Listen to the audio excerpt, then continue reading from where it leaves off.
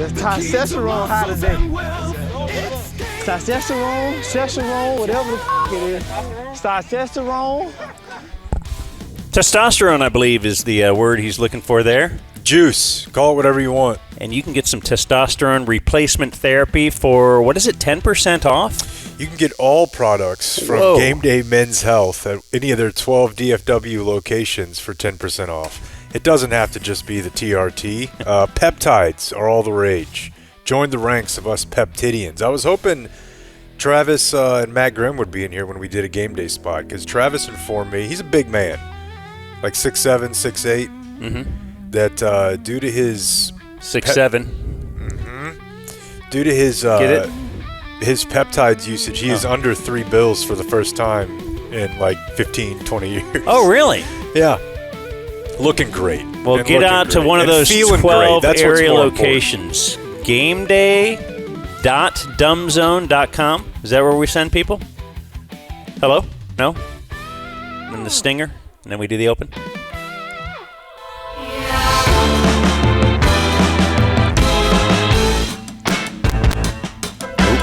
I won't do that, sorry. We're touchy in Oklahoma. No D-Hall drumming.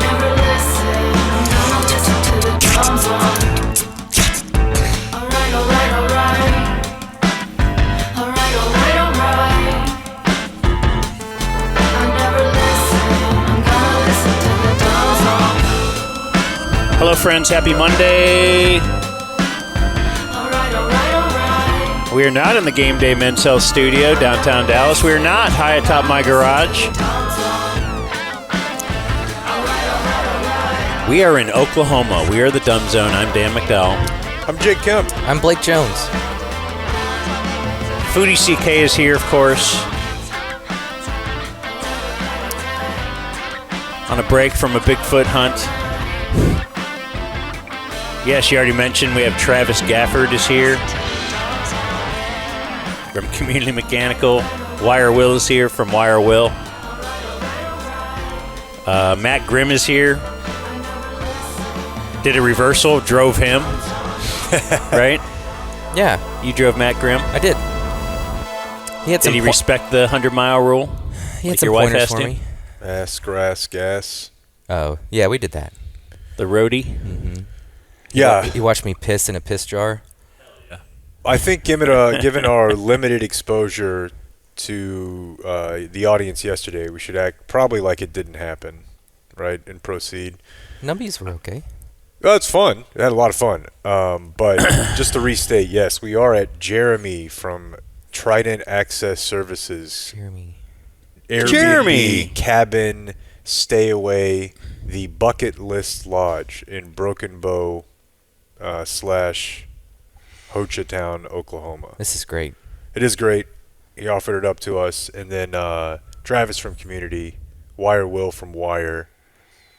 They're men of business, so they can just come up here for a couple days.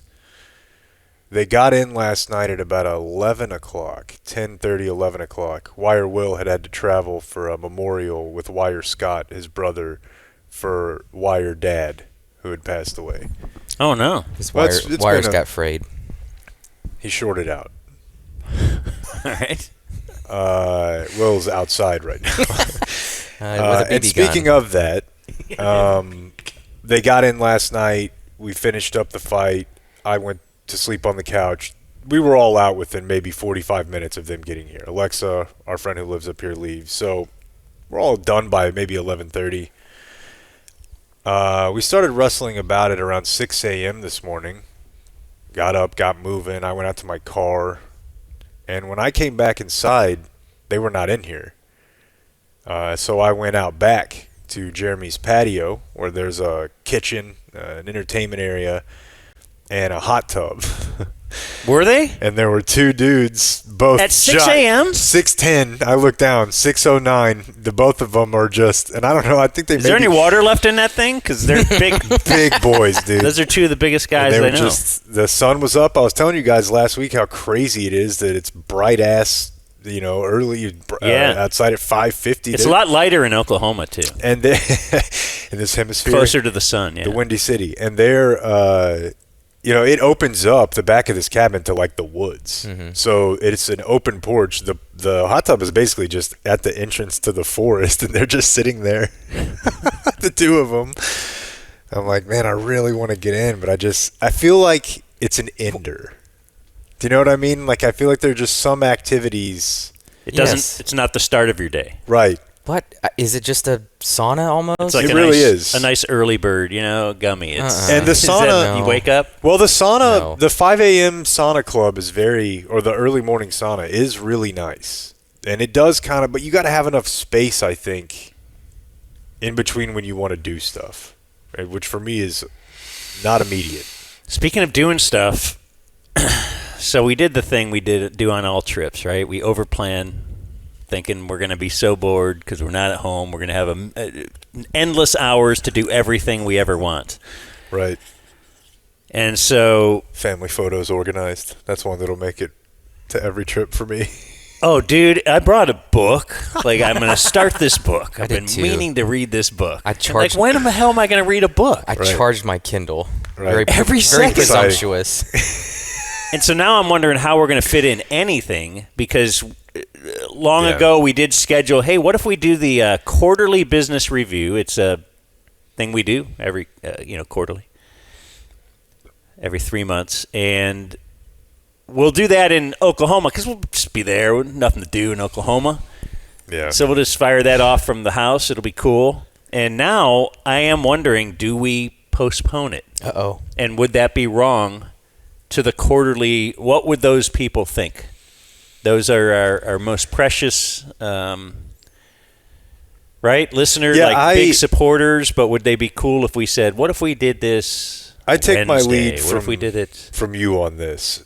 And my wife, right? But I operate in a space of, I'm real worried that, it's mostly selfish, but I'm worried people are going to think I'm a flake. Or I'm worried that I'm going to be like making them have a bad time. So I'll do shit that I don't want to do, is suboptimal, etc. I would never consider moving it. But now that you bring it up, We have a lot we would like to do. yeah, I mean, That but includes bowling, a maze. I would like to do all that stuff every day, but you have things you agree to do and then you do them. But this is the only day we can do those things. I'm not Because we're in against Oklahoma. You can't do them in... Well, we're not all going to be no one's together. handing you a crying baby. Right. Right. What time did we schedule review for? 5 or 6? 6. I put a poll up in the chat. Okay, poll the chat and poll, what's that other thing? Discord. And then I guess, I don't know, but I guess if we were going to decide this, that's just, you know what? I think Matt Grimm is a premium subscriber. We can kind of ask, could you speak for the... He has speak for the group. At one point... And we'll do it. Many people are like, well, socialists, what sort of policies? Well, you can force companies to have a board seat that is occupied by a representative of the workers. Elizabeth Warren once had a policy similar to this. So, do we call that, is Matt Grimm the board member for the workers? Right. Yeah. When he comes down, we'll ask Now, him. typically they vote for him. But they're just going to have to deal with what he decides. And if he says it's time to review business, then... This will be like when the Cowboys say that the players voted for Dak as team captain. Yeah. Because what if they had a secret ballot? Now they say that it's Brandon Aubrey. And Dak didn't make the team captain. Would they ever actually reveal? And this is no, the thing. They couldn't. This is the thing. There's so many things that you could actually be critical of him for. I'm not being critical of Dak. You pick one of the things that, it would be like taking Patrick Mahomes' deep ball away from him. The guy's a goddamn leader. I don't know how many times we have to do this. Leads him to 17 games a year, for sure. I want to agree with you that he is a dork, but not marrying a woman because she won't let you sleep around is such badass behavior. Well, we don't know for sure that that's what happened. But after, you would think, though, was I'm tearing this house down so I'll never have sex in this particular house with anybody but you, wasn't that enough? It's hey, then you will admit that I am an NFL quarterback and I can do my thing. Like Jerry. Jerry does stuff on the side. Is he dragging others down with him? Look, all my buddies do it too. Yeah, look, CD has 4 phones. I really hope. I saw a tweet the other day that was like very cryptic, and I probably shouldn't even repeat it, but it said something like, hearing that there's an NFL quarterback who has knocked up a friend, like recently separated NFL quarterback who has knocked up a friend. When we heard about him with his, quote, friend at the rodeo. We have a listener who says he's known her and him for a long time. They've been friends for a long time. But have you ever had sex with a matter. friend? Yeah, probably. College type?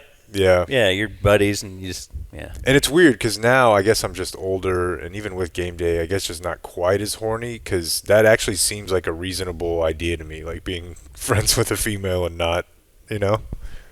It's possible. 10, 15 years ago, I'm not sure that was really in the cards, but in any case, if you want to do Cowboys talk all day today, I think that's what most people are thinking about after the Knicks have won the championship, is just, is it a year for legacy teams to... That is what most people are talking about.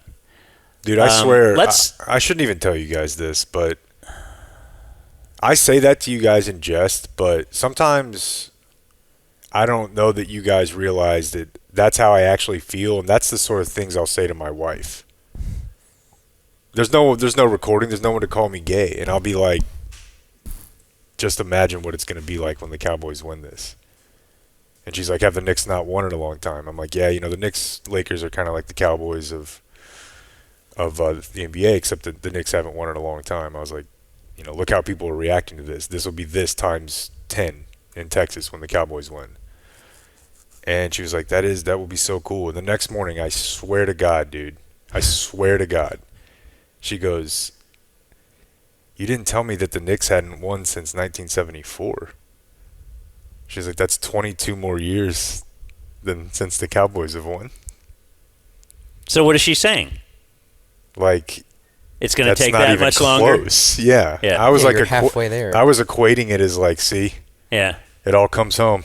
Boston Red Sox, New York Knicks. Cubs. And I tried to explain to her, I feel like we have 0 because they were all pre-cap. Well, yeah, and there's a lot of Cowboy fans now who are adults who can go to games who can say they haven't won in my lifetime. Yeah, it's true. They were all pre-cap. Let me tell you about no cap. That's what you're going to get from Fair Lease. Oh, all right. No BS. They're going to shoot you straight. They just did a deal with our good friend Brandon Aubrey. They did. And they'll do the same sort of good deal with you because they're backed by the Credit Union of Texas. That makes this very easy. They don't have a bank to call for financing. They can work with you. They can take a look at your credit history, your business's credit history, because they also do commercial stuff. In fact, there's a Fair Lease vehicle parked right out front here today, a community mechanical Suburban that they got from Fair Lease. Is that the one he's really been beaten up? Well, I don't... Yeah. I mean, that's, I think, probably okay within the terms of your very fair lease agreement. Yeah. Call 972-705-4815. It's like the Jackass thing. If you remember when they rented a car? That's what the Fair Lease vehicle looks like right now, if Danny's listening. They can get you any car you want. They'll get it to you.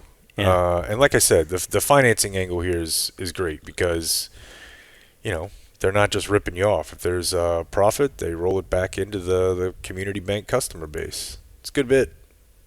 Fair Lease when you don't know what to do about a car, 'cause car stuff is hard. But not with Fair Lease. You don't need a dealership, baby. Before we get to sports, let's do a quick weekend check. All right? Yeah. I mean, we can call, because there are a ton. This might be the biggest sports weekend we've ever had. If you think about the magnitude of... I mean, off the rip, I want to reject that, but if you... Because I was thinking... If you add in Game 4... No! We don't have to have... What, Game 4 of what? I just mean if you add in the fact that we had the comeback in the NBA Finals and then the Knicks closed it out. What do you mean? I mean, since we were broadcasting Friday... Because I was thinking about the NHL Finals this morning and how they got mogged. over the weekend and trying to think, well, what has happened since we were on the air Friday? The USA has a dominant World Cup victory. It's a story. I'm just the World Cup. I agree. It's a huge story. But I realize not everybody cares about it, but it is a big story. The Knicks win the NBA Finals. Which is the bigger story? Who knows? The NHL Finals. Carolina. The UFC fight on the White House lawn. So that pushes aside like the Texas Tech story. And on a normal weekend, maybe you would have walked in here on Monday and said, holy S, that my top story here is that Alden Smith is dead. Yeah. That's out of nowhere. No? Just rough. Yeah, no, I mean, he was only in... Do you remember how he ended up in Dallas? Jay Glazer. I just remember he was having lots of troubles and... A lot of trouble. But, you know, you're always going to take a chance on a troubled guy that might get you double-digit sacks. And did. And then he was gone after a year, right? Yeah. Jay Glazer has kind of become the mental health meathead. And he was working out with him, and he trains with a bunch of NFL guys and sort of like vouched with him for McCarthy and Steven. I remember was the story. Is he NFL Rogan? Big time. Big he time. just feels like Joe Rogan. Yeah, and that's really good too because, you know, Rogan, one thing about Rogan is he'll just get interesting people together, and that's definitely something that that what's his name does. It's like he's getting Guy Fieri and Al Pacino together. Yeah. I like it. Yeah, no, I mean, Alden Smith was a very troubled individual, so that... Says recently he was working at a roofing company in Texas and living out of an extended stay hotel. Damn. Yeah. Speaking of that leads into my... So I'll do some weekend check, because driving to Oklahoma was a big deal. I programmed my car, my watch, everything to stay on Texas time, so we're good. Nice. And I have a new challenge for you because I stopped in Idabel, Oklahoma. Not Isabel. Idabel? Idabel. I-D-A-B-E-L. And my new challenge is maybe it's just for a week. You have to stay at the Economy Inn. Done yesterday, bro. If you've passed... I'll do that. You haven't passed the Economy Inn in Idabel, Oklahoma, dude. Okay, well, I'm going to look it up, but I need you to know who you're talking to and understand that if I am in solace, then I am happy. Now, if you need to, you can walk down the street. Why would they even put pictures of these rooms online? Are they AI? It's no. It's the worst thing you've ever seen. It's like I didn't even know they were still like at this point of having this small of a TV. Don't have a TV. It's like a 17-inch black and white TV. Walk down the street and across the road, and you will walk to a casino in a strip mall. Okay, I mean in Idabel, Oklahoma, and then as you work your way up here to Broken Bow, or what's the now incorporated place called? Hochatown. You do start to see, we got emails about this, that like if you're going to Oklahoma, you're going to hear a lot about Bigfoot. Mm-hmm. There's one outside. Yep. It's got a Roswell. Roasted marshmallows. You know, the kid peeing on something, or whatever, the silhouette little metal thing they sell? Right. That you can put in your yard, and it's like, oh, well, the Sasquatch, the silhouette Sasquatch is... I don't know. All over. We've fought about this. Sasquatch? Before. Yeah. I didn't say it. They both looked at me and went... Well, he made the bad face first. Well, it's like Porsche. Yeah. I'm the high-tone Sasquatch. The pinky is out when I drink my tea, and I mentioned that I saw the Sasquatch. I think the Sasquatch fajitas. Yeah, it's a thing, which means you got nothing, right? The go-kart place is called Bigfoot Go-Karts, and they even have a gas station. Now, this isn't just a little sign. It's like corporate gas station. It's called Gas Squatch. Hell yeah. Pretty good. Pretty good. Like, is that like a Shell, but they're like, hey, let's just put a different name on it And the owners in are like, this town? we love it. Okay. We love it. I did see the welcoming committee of Broken Bow. He was walking on the side of the road. He had an extreme mullet, a trucker hat. It was 90 degrees out. He's wearing jeans, mustache. He was probably 6'3", 140 pounds. That's your standard Oklahoma build. And don't worry, he won't lose his wallet. It's chained to It's his chained pants. to his hip. There is a long chain just letting me know, don't even try to steal that wallet. Sure. Maybe maybe a T-shirt representing a band made up of rapping clowns. Yeah. I feel like Lot of ICP, juggalo. their heat map is heavy in these parts. Now, I went out and just took a little walk around. There's a lot of cabins out here. We're at a place called the Bucket List Lodge. I understand you guys had to go drive somewhere to have a walk. We Which just I drove don't. to the state park. Okay. Well, I was walking around. This is like a state park to me.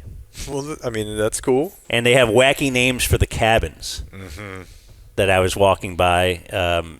Liquid Therapy Lodge. Now that one, When I pull in, I'm going to do some drinking, bro. I'm here. I'm at the Liquid Therapy Lodge. Might have a Yeah. pool. Get the IV in here. Oh, okay. it Whoa. does. It has like a, yeah, I looked it up. You got your Caddy Shack. You got your Deerfield Lodge, your Moon Over Paradise, your Tiny Forest Retreat. One is called On a Whim. And then you've got, I think it has mogged the Bucket List Lodge for names. It is the High, H-I, Bear, like in the woods, B-E-A-R, Nation Yeah, hibernation. Lodge. All right. And then you can go in there and High Bear Hibernate. Nate as well. Yeah. That's very good. That's very good. Yeah, punny names a thing here for sure. The pizza place is called Grateful Head, which at first I didn't really, it's whatever, Grateful Dead, Grateful whatever. There's a bar clearly aimed at cougars called Girls Gone Wine. We need to go there. I know there's a... I will be there tonight at 6 p.m. No. No, and Alexa told us, like, it gets rowdy. There's a place called Tipsy Beaver. There's a Beaver Mountain or whatever is the thing here. There's a couple other ones, too. And then this morning, I went to a vape shop. Just right there, there's a... So I wake up and get coffee.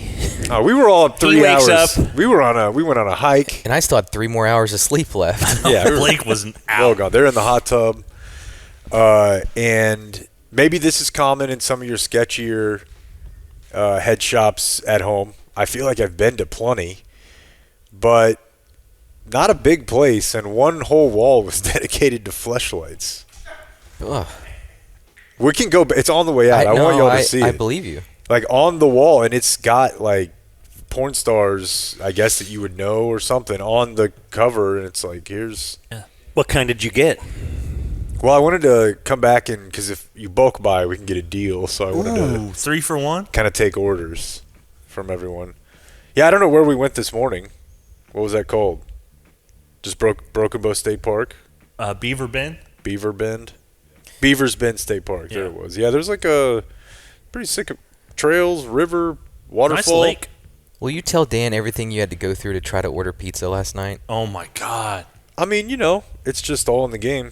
This is a masterclass in patience. He called me very meekly. Yeah. His 'Cause- spirit had been drained. This is his thing. Is he? Yeah. He mogs me, makes fun of me that I can't order a pizza because he knows how to do it and he's got all the codes and the. By the way, the let me take care of Rangers this. the Rangers did get you 50% off today. I saw. America. Where? Everywhere? Yeah. Every pizza place? No. Says I will celebrate the Rangers. No, the Papa. Well, All right. yes, the Papa, but there was a time where it didn't matter where you lived. They used to not like. Oh, I they think wouldn't it's check on called that? geofencing. Really? Yeah, there's like a little swimming hole. We're gonna go back tomorrow morning and get in now that we know what we're That looking sounds at. gross. What? It's like it's natural. Like what is gross about the being in nature? Like Okay, nature swimming hole versus that hot tub on the back that Wire Will and Give me the hot tub. Yeah. what's up? You know what I did? I got a video that was great. Maybe I can throw that. Are you not going to talk about ordering pizza?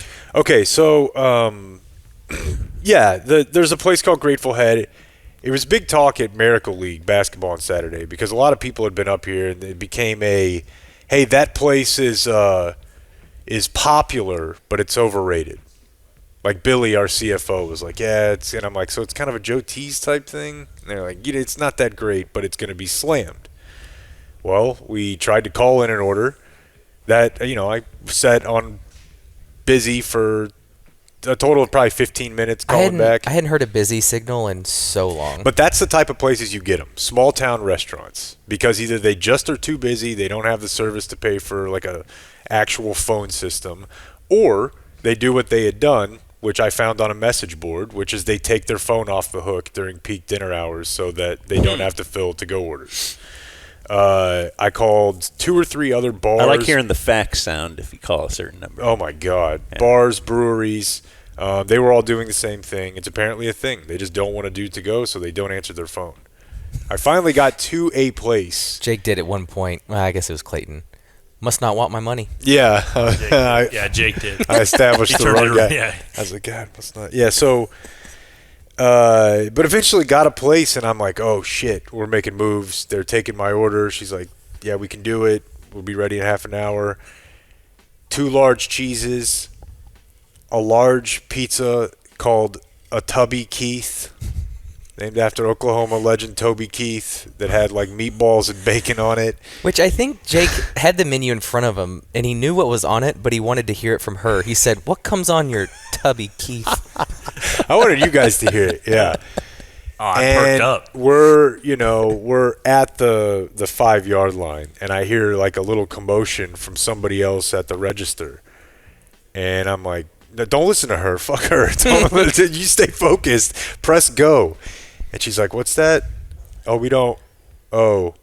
And the other lady hops on. She's like, this is Rebecca. I'm the manager. We're out of cheese. We can't make any pizzas with cheese. And I just go, sadly, I feel like that's all of them. He was so... like McDonald's is out of Big Macs? He was so dejected. He hung up. Looks at us. It sounds like that would be all of them. And hung up and was just like, what the... and I guess I thought this was a bigger... All you really do is cheese, yeah. Little bigger area maybe than it was, but I was out of it, dude. I quit at that point. But he had just, with so much gusto, pulled the chair back, sat down, started Googling, like, I'm the pizza guy. Yeah, watch me work. You get to see me in action. Put on a little Italian music. And then by the end of it, he just put his phone down. Like, well. It was disappointing, man. I let y'all down. Got to be responsible and own it. We came up trying to get some stuff for breakfast, and the Walmart was out of eggs. What about eggs? That wasn't a real Walmart. You're probably right. They got little satellite Walmarts, yeah. I guess they'll just run out of stuff up here. Yeah, I guess that's a thing in most places. We're just really spoiled. Yeah. No, this has been an eye-opening experience. Yeah. These damn rednecks. It was fun for me because I spent 4 years in Oklahoma. So we would, on the weekends, we would just go to these small towns and find a camping spot. I've been camping all around here and stuff. And then just driving back in, I just forgot about the amount of the signage is just a piece of plywood that's painted on the side of the road. Like half of their election signs are just plywood painted on the side of the road. And no one's putting on airs in Oklahoma. Yeah, we're not spending money on that. It is what it is. We say Sasquatch. And then, just keep praying.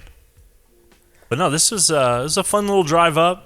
I missed the rain. That was a big thing for me because I had to get here a little earlier. I had to dodge the rain in Dallas.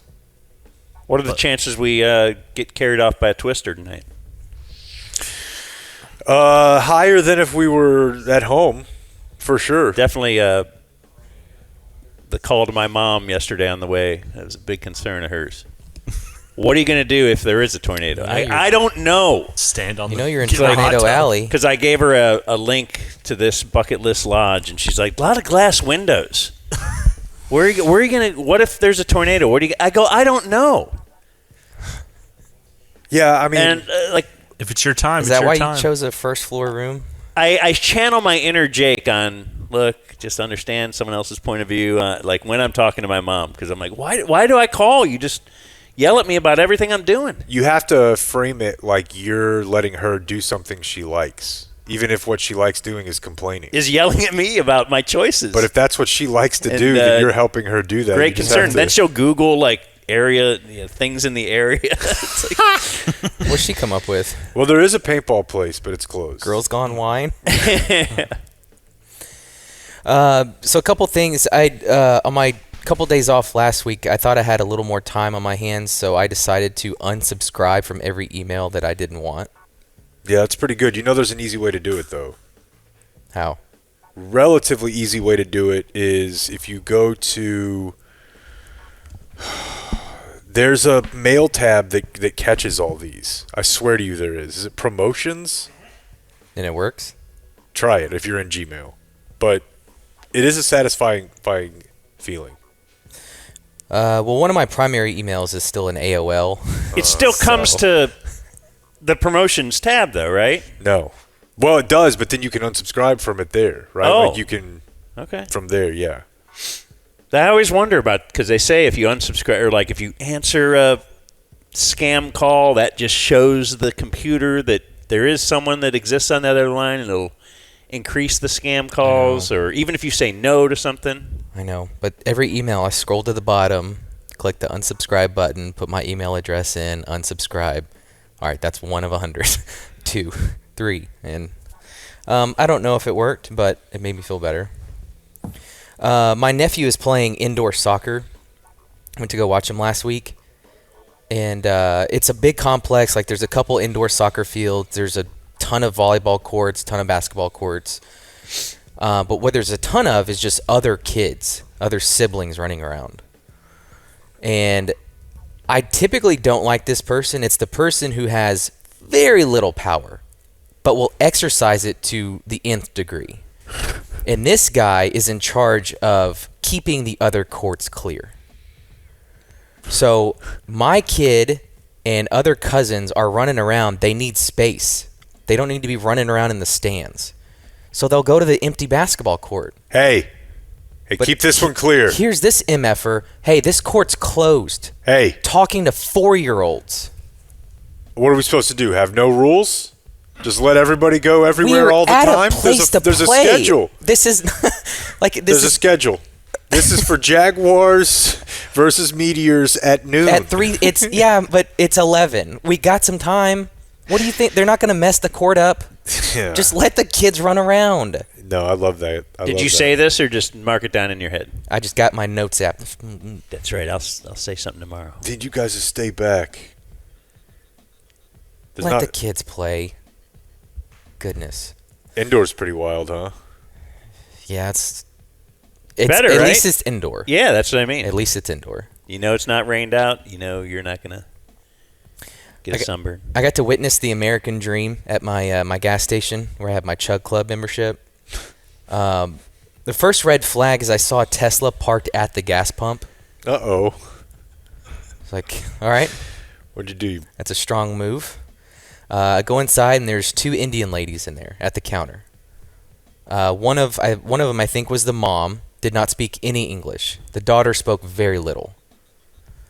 And they were taking their time up there, and I had to stand behind them as they were buying $200 worth of lottery tickets. Love it. And I just thought, yep, Wait, the Indian people weren't. They were in line? they were at the counter. Oh, okay. I had- thought you were saying who works behind the counter. No, they were there. Okay. Speaking to an American. Okay. America. What a twist. But Yeah. isn't that the American? They come over here. I would like to play your lottery. Yes. Yeah, I mean, it's something that really brings the whole world together. Gambling. Yeah, it's a real good investment Sure. in your Yeah. future. Yeah. Yeah, Sure. I think so. I want to add to Jake's "Are they having a good time?" list. First was animals, right? Yo, yeah. Is an animal just ever having a good time? Pharmacist. Yeah, Akash has a bit about that Okay. in his new hour, right? Pretty Like, harried. Oh my God, dude! I was so glad when he said it because I had been at the pharmacy like that day. I have to go a lot. I feel like between the four of I'm the guy, and so it seems like it's once every 10 days. They're always. Help you. Can I help you?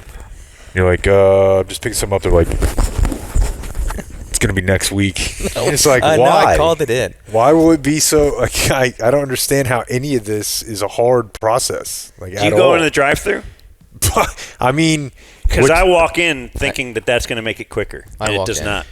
I walked in, and I just needed antibiotics for my kid. I'm looking back. There's a ton of people back there. Kind of seems like you just pull what you need. What are we doing? Ready. God, yeah. And you've never met one that's like in a pretty good mood. No. And so the tech guy helped me, and he was flustered. Gave it to me, whatever. He's like, before you leave, you need to talk to the doctor or pharmacist, whatever. Like, all right. There's a different line for that. So let's go. Let's take my 4-year-old as we've been patiently waiting in line. Let's go wait in another one. We get to the front, and the guy just said, yeah, keep it refrigerated. Yeah. That was it. The other guy could not have told you. Said it right here. I didn't really need your consultation, but thanks for that 20 minutes. You know what to do with this medication?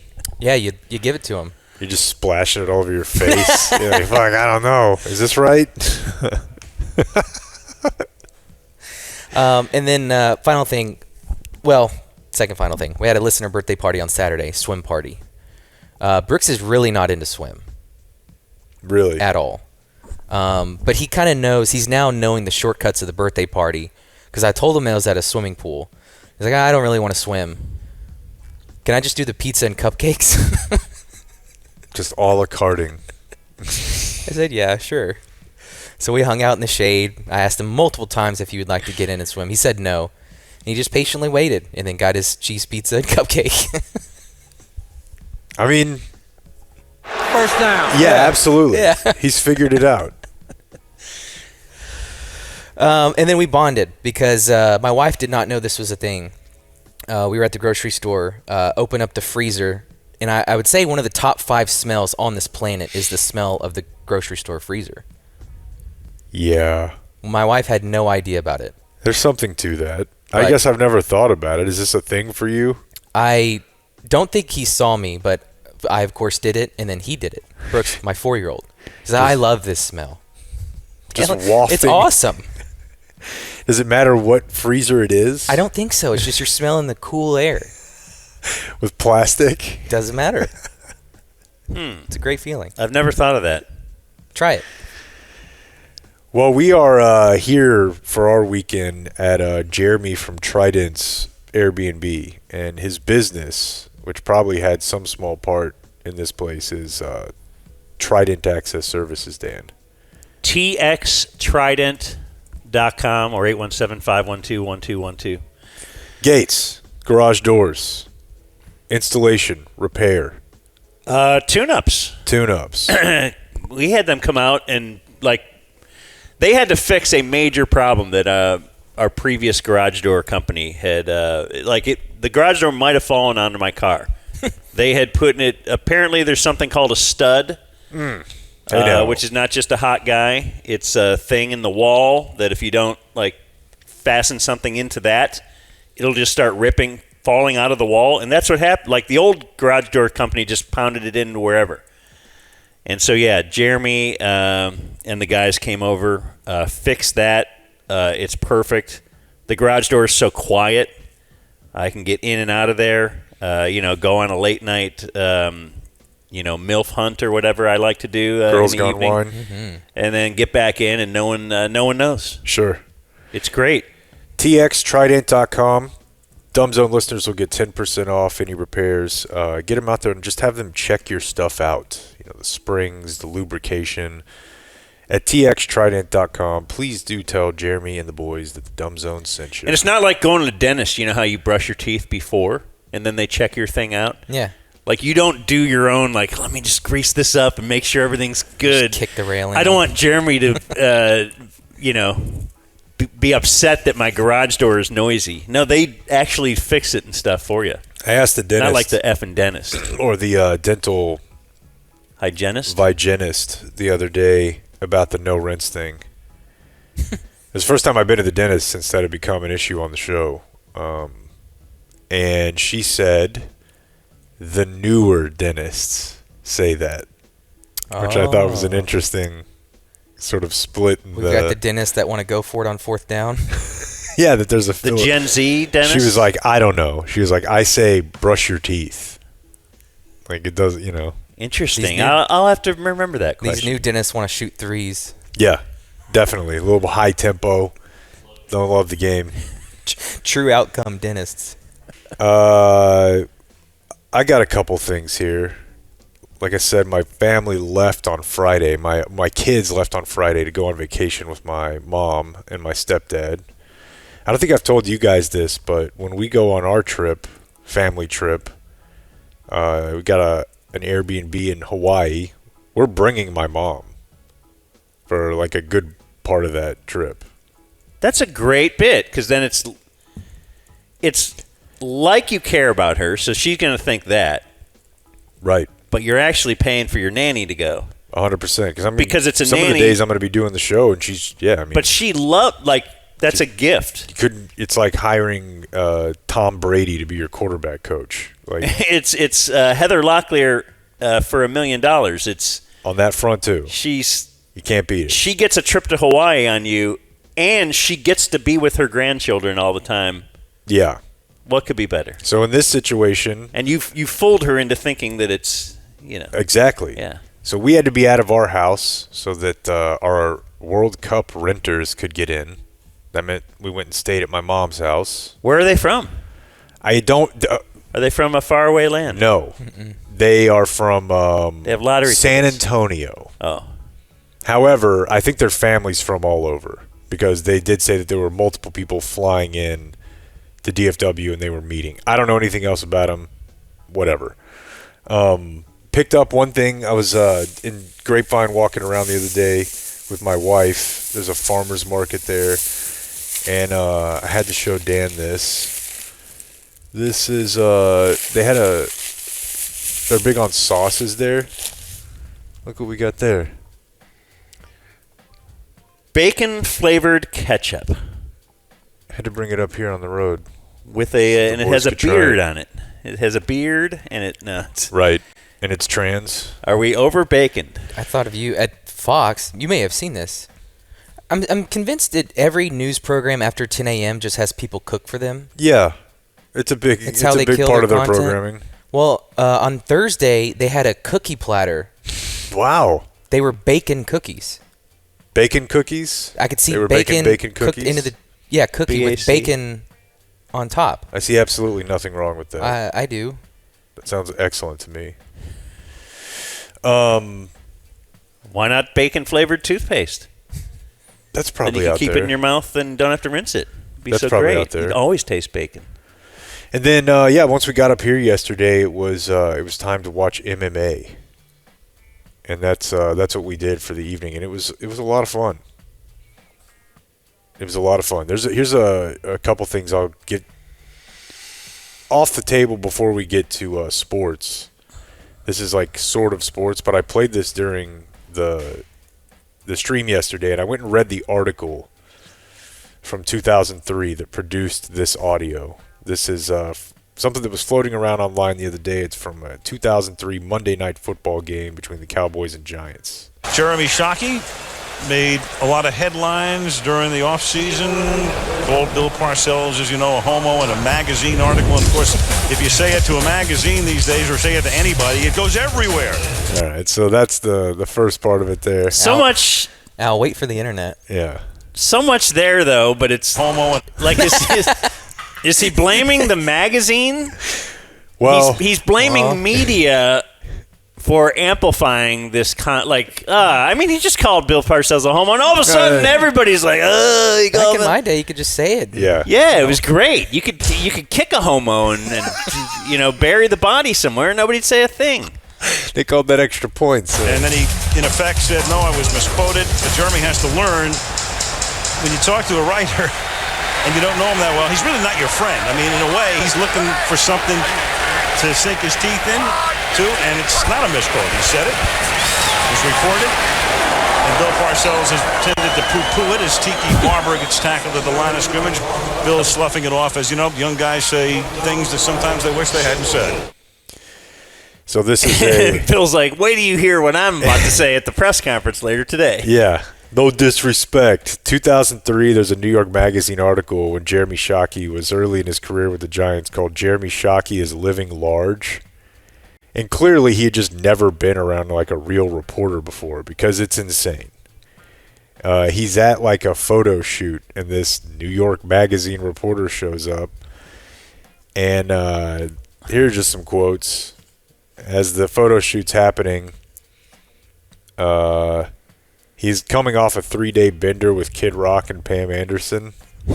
Wow. And he's having to do this shoot, and he says, I'd rather play some golf and drink some beer with my friends. Like right now, I hear Montreal has the beautifulest women in the world, and we're in a warehouse shooting a commercial. Tonight, his plans include a, quote, titty bar.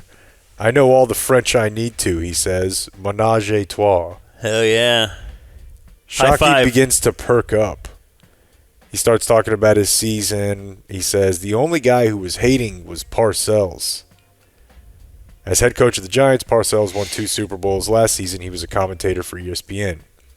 Shockey, quote, I never watched TV, but my buddies were like, why does Parcells hate you so much? He's talking about, I've never seen a player get so much hype off of doing nothing. Parcells is not my kind of guy. He says he quits, then he wants to come back and coach. Do something. Stay in commentary or stay in football or get out of everybody's life. He says, all my buddies are like, why is he dogging you? Why is he dogging you? Shockey's chest swells. Let's see how much Parcells wins this year. I'll make him pay when we play them, the homo. Jeez. Like, that's the quote. Was that a Cowboys? Yeah. Okay, when he first became a Cowboys. Yeah.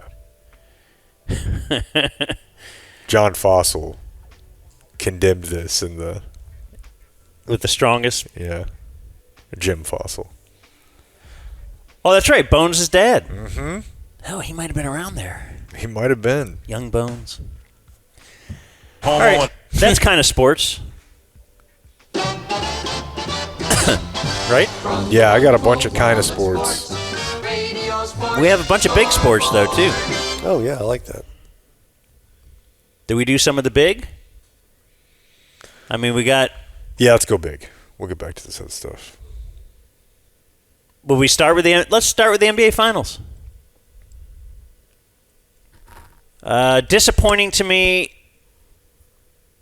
Well, I won't start with the disappointing. Let's just... There you go. Let's just start with it's awesome what Jalen Brunson did. He certainly won that MVP that at one point was Karl Anthony Towns. Maybe Anunoby's. Anunoby was kind of the leader in the clubhouse going into that game. But Jalen Brunson then goes out and scores like half their points, everything in the fourth quarter. Just the steady hand on the helm. It's just incredible.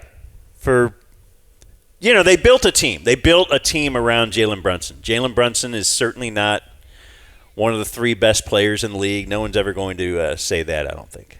But big credit to him. It's good to see. Yeah, I don't know. You always try to do the like, what can you take from this? What could other teams emulate? What do you need? Do you have to have a big 2, big 3, whatever? We always do that in every sport. What copycat sort of thing? It almost feels like we're getting to a point where that won't necessarily be the case. Like every team, there's multiple ways to do it, several ways to skin a cat. Then they did it different. I mean, they traded away all of their picks, but they did do it for a significant number of like quality guys rather than superstars. Like, who's their homegrown guy? It doesn't feel like they have one. There's no one in the starting lineup, right? No. They signed Brunson. They traded for everybody else. Mitchell Robinson probably started there, but yeah. Mitchell Robinson, great patriot. As Trump, I don't know, he must be a big MAGA guy because, well, Trump was congratulating the team, and never in a million years did I think Mitchell Robinson would be the one that was Trump. Trump was like, okay, individually congratulating. But yeah, I mean, listen, they hired a bunch of guys from the world of bat. They hired Worldwide Wes. Tell me about him. Oh, I've told you about it many times, but it's probably been 10 plus years. All right. Yeah, so William Wesley was, he's just, honestly, he's not that different from what you kind of think of Nico as being before Nico went real sideways, except he was like an agent. He was a consultant and an advisor for CAA. And he was just a guy who knew everybody, you know? He was a connector, a fixer. He was the guy in NBA circles. And there was a famous Bill Simmons article where I think it might have been in Dallas, actually. The All-Star game was in Dallas. And this is back when the sports guy used to write for Page 2 and on ESPN.com. And he had an article where he had gone out with William Wesley, who we call Worldwide Wes. And it was like 2 a.m. and they were leaving the bar or something. And Bill was trying to figure out what they were doing next. And that's when Wes told him, "You never chase the night."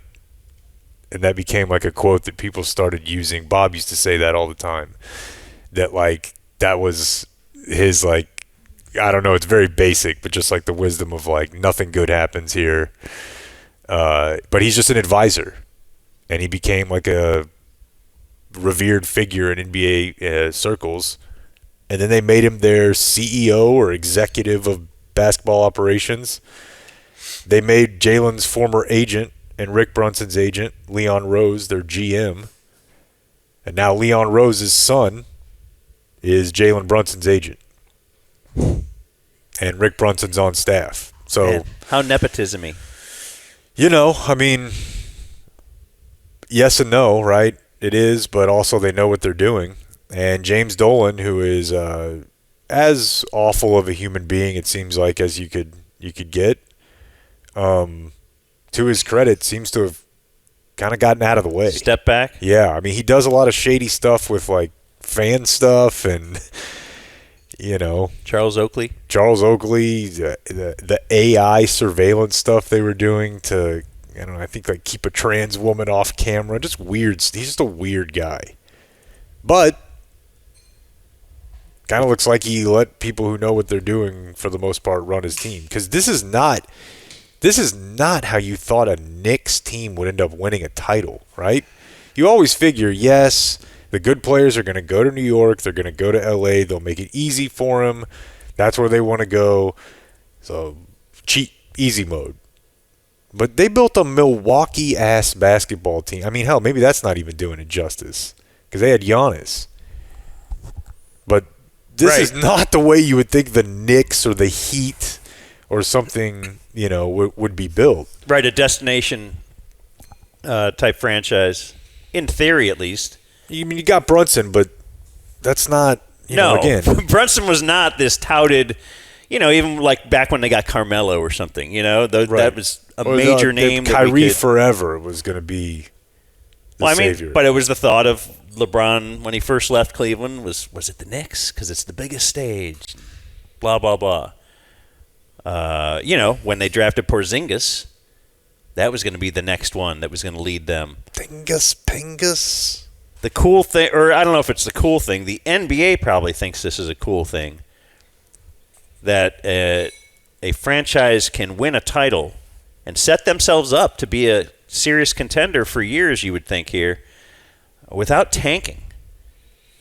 They never really said, we're tanking. We're going to lose for 3 or 4 years, as many games as possible so we can get one of those top players, because that's kind of, if you can get a Luka, LeBron, or whatever, a Giannis, you know, obviously Giannis wasn't well known, you know, to be the top draft pick, but that's the way you can easily build. The easiest way to build a team is find one of those guys. Sure. And then you can build around it. That's what Patrick Dumont didn't understand, right? So, but you got to get one of those guys, because those guys are really rare. And no one, even now, I don't think you think of Jalen Brunson as one of those guys. Yeah, but I've always, and maybe this is just, you know, it is 8 different champions in 8 years, so it seems like things are changing. But I've always somewhat rejected that, hey, Who's your one? Who's your two? Because your two changes depending on how good your one is. Your but three most changes. NBA franchises, you need a one. Yeah, right? but how Think good of- the one is depends on how good the two is, and how good the three is, and how good the four is. And so, to me, it's Yeah, but I'm going back a little. Even if we go back 10 years or 8 years, right, when this thing started, you always had to have one of those ones. It seemed almost always. right. And maybe You had that's to have LeBron. You had to have Steph. That was the whole. Jason Tatum that Well, maybe, but I don't know. That's widening it out. Is well, Jokic it's like that? Dirk. Jokic Is an Dirk MVP, that? But Dirk had to have quite a supporting cast around him. yeah, I mean, even LeBron, he never won it without some pretty significant pieces around him. I think it's more fun now than it's been in a long time. Even though that was 5 games, it was 4 games that were crazy close, super competitive. It felt like in the first, second quarter, I was watching Which game wasn't close?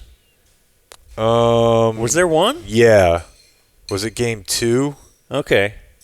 Because that last game, it was also double-digit deficit that they came back from. Yeah, and that's why I know a lot of people are Wemby's taking it in the shorts for saying that they dominated the series. I thought I saw something that they led 70%. Oh, yeah. 70-some% of the minutes. Yeah.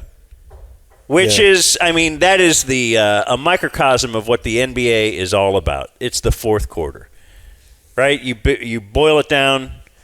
That's the big, and that's where Jalen Brunson does fit in. Yeah. Because Jalen Brunson is cold in the fourth quarter. I mean, a cold killer.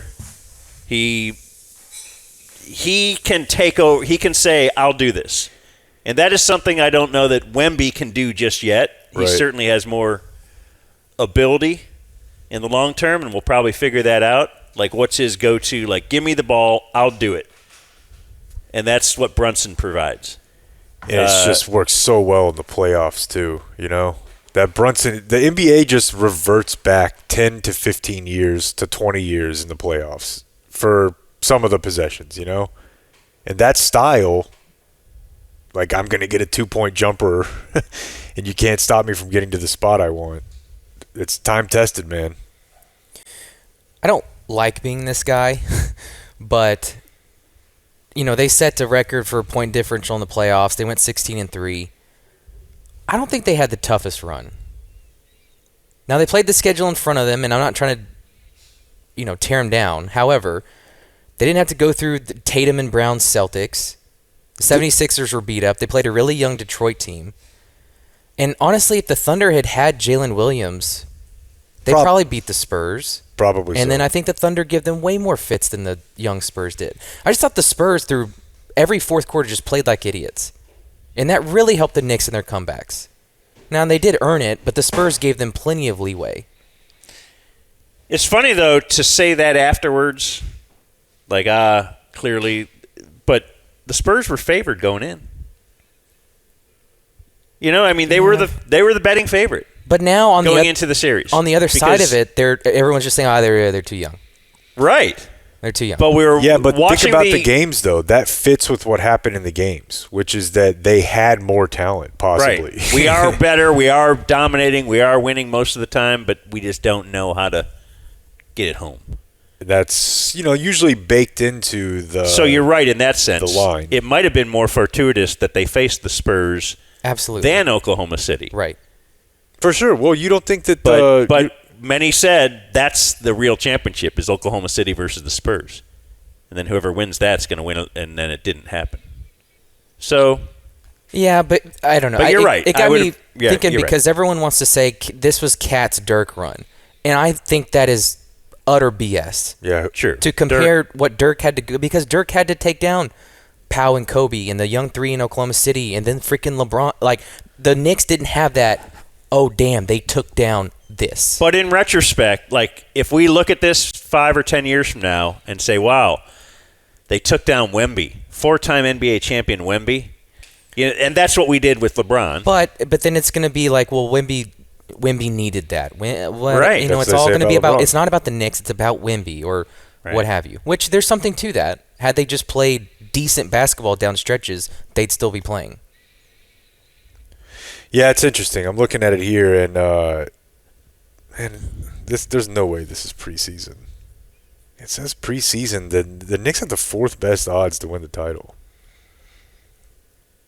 I feel like the Mavericks were considerably lower than that year. But, I think so as well. Yeah. We had the defending champion maybe. Lakers. We had the up-and-coming Oklahoma City. I mean, just looking at who the Mavs beat, yeah. The NBA Cup predicted this, right? They won the cup? Yeah. They beat the Spurs. Oh. In the NBA Cup. So quit diminishing the NBA Cup. My apologies. I was laughing at the I didn't cut this off, so we're just going to play it from here. But this is Ernie with James Dolan.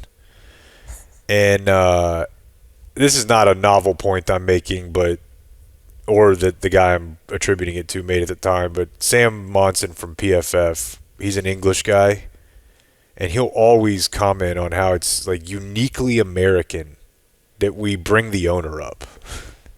That after a big win, here's Lamar Hunt first. Here's a 5'5" guy in a suit with hair plugs before we get to the people who like actually did, just the way we do it. So here's Dolan up there first. You were saying, you know what? I think we should get to the finals, and I think we should win the finals. And, buddy, I'm talking teeth. Great fake teeth. Oh, yeah? Yeah. Next level. How does he afford that? Good. What did you see in this team in January that thought that you're going to be standing here on this night? I saw a team. We were a team. We've been a team the whole time. So fucked up. Effed up. Same. Does it feel like he's, you ready to run through a wall already, right? We're a team. This fucking dweeb. The Knicks. The New York Knicks just won. Think of all the hoopers who have dreamed of being a part of this throughout those boroughs. And then they get this guy up here. Isn't that right, boys? We were a team. We've been a team the whole time. But I want to say something to New York. Hey, New York, I'm sorry it took so long, but here we are, and hopefully it won't take that long again. Yeah! That was my favorite part. Yeah! I was like, just, okay. Yeah! Dork. Hooray. I felt very emotional watching this. I don't know why. Jalen Brunson just has that ability to make you, think about life. Like, you can just feel the hours in the gym and his dad being a prick to him, just radiating off of him. Like, this dude is the closest thing we have to, like, basketball whiplash. And he's just, you can't break him. That's how he was raised? It seems like it, dude. Oh, Yeah, there's videos, that circulate again this weekend. What was that? Rick Brunson's making Jalen like hours in the heat outside. Shoot your free throws. Run in transition. Stop at the elbow. Like just telling him. Jalen, how old is he? 10. Okay. Yeah. How many? As many as I say. Yeah. Okay, well that's interesting. Yeah, I would think if you had an NBA dad, they might be kind of absentee. He was overdoing it. Okay. Yeah. Yeah, I enjoyed. I don't like New York City, but I enjoyed all the different shots. And like in the West Village, they just had a massive projector on a building, and people were gathered watching. And I think that is what, if and when the Cowboys win, that's what will be missing from their title. And an affiliation with the Epstein Island. Well. Wait, what are we missing? Well, just in New York City, you just got these boroughs of just people gathered in the streets but watching. But now they have building. that IMP wall is just blank and blue. You can do anything you want. We can project it on and there. Maybe they put it. Yeah, maybe they do. I don't know, but I thought that was just people mass gathered in streets. Yeah, if the Cowboys won the Super Bowl, they would not have the parade in Arlington. They would have it in Frisco. But they could make that cool. Yeah. It doesn't matter. Wherever it is, it'll be the littest thing that's happened in a long time. You guys won't see me for 3 days. Yeah, that Nick. Oh, you gonna go back? No. All right. No, I imagine probably, especially knowing Brandon, like just have one. It's a celebration. They'll probably send something out to like their top 20 or 25 fans to have them involved in this. And you're claiming to be one of those. I don't think that's even. I mean, if I say 1 + 1 is 2, is that a claim? So this Knicks team too. Many are pointing to a Mavs loss. Yeah. The loss to the Mavs as something that really jarred them awake. It was a big loss in December. December or January? This is like when a couple dies in a terrorist attack overseas, and you have to find out that one of them was a teacher in Carrollton for a year or something. We just need to make this local somehow. What's our local angle? Well, my local angle is, though, it's kind of like the Mavs when they went to the finals a couple years ago. There was a point where kind of everything started to click, and it was probably when, Luka came off the injured list and the trades happened, and there was just kind of a time where, oh, wow, this is actually one of the best teams in the NBA from this date.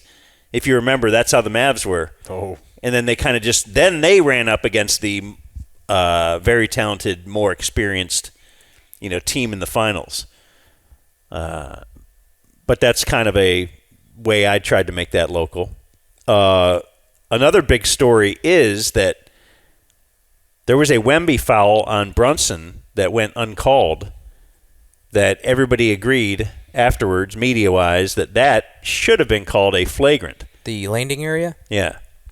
And in the NBA, they certainly review those afterwards and then retroactively award the flagrant. Again, this is all the media I've read or heard talk about this have said, these are NBA media. They're at all the games. They do the pool reports with the refs.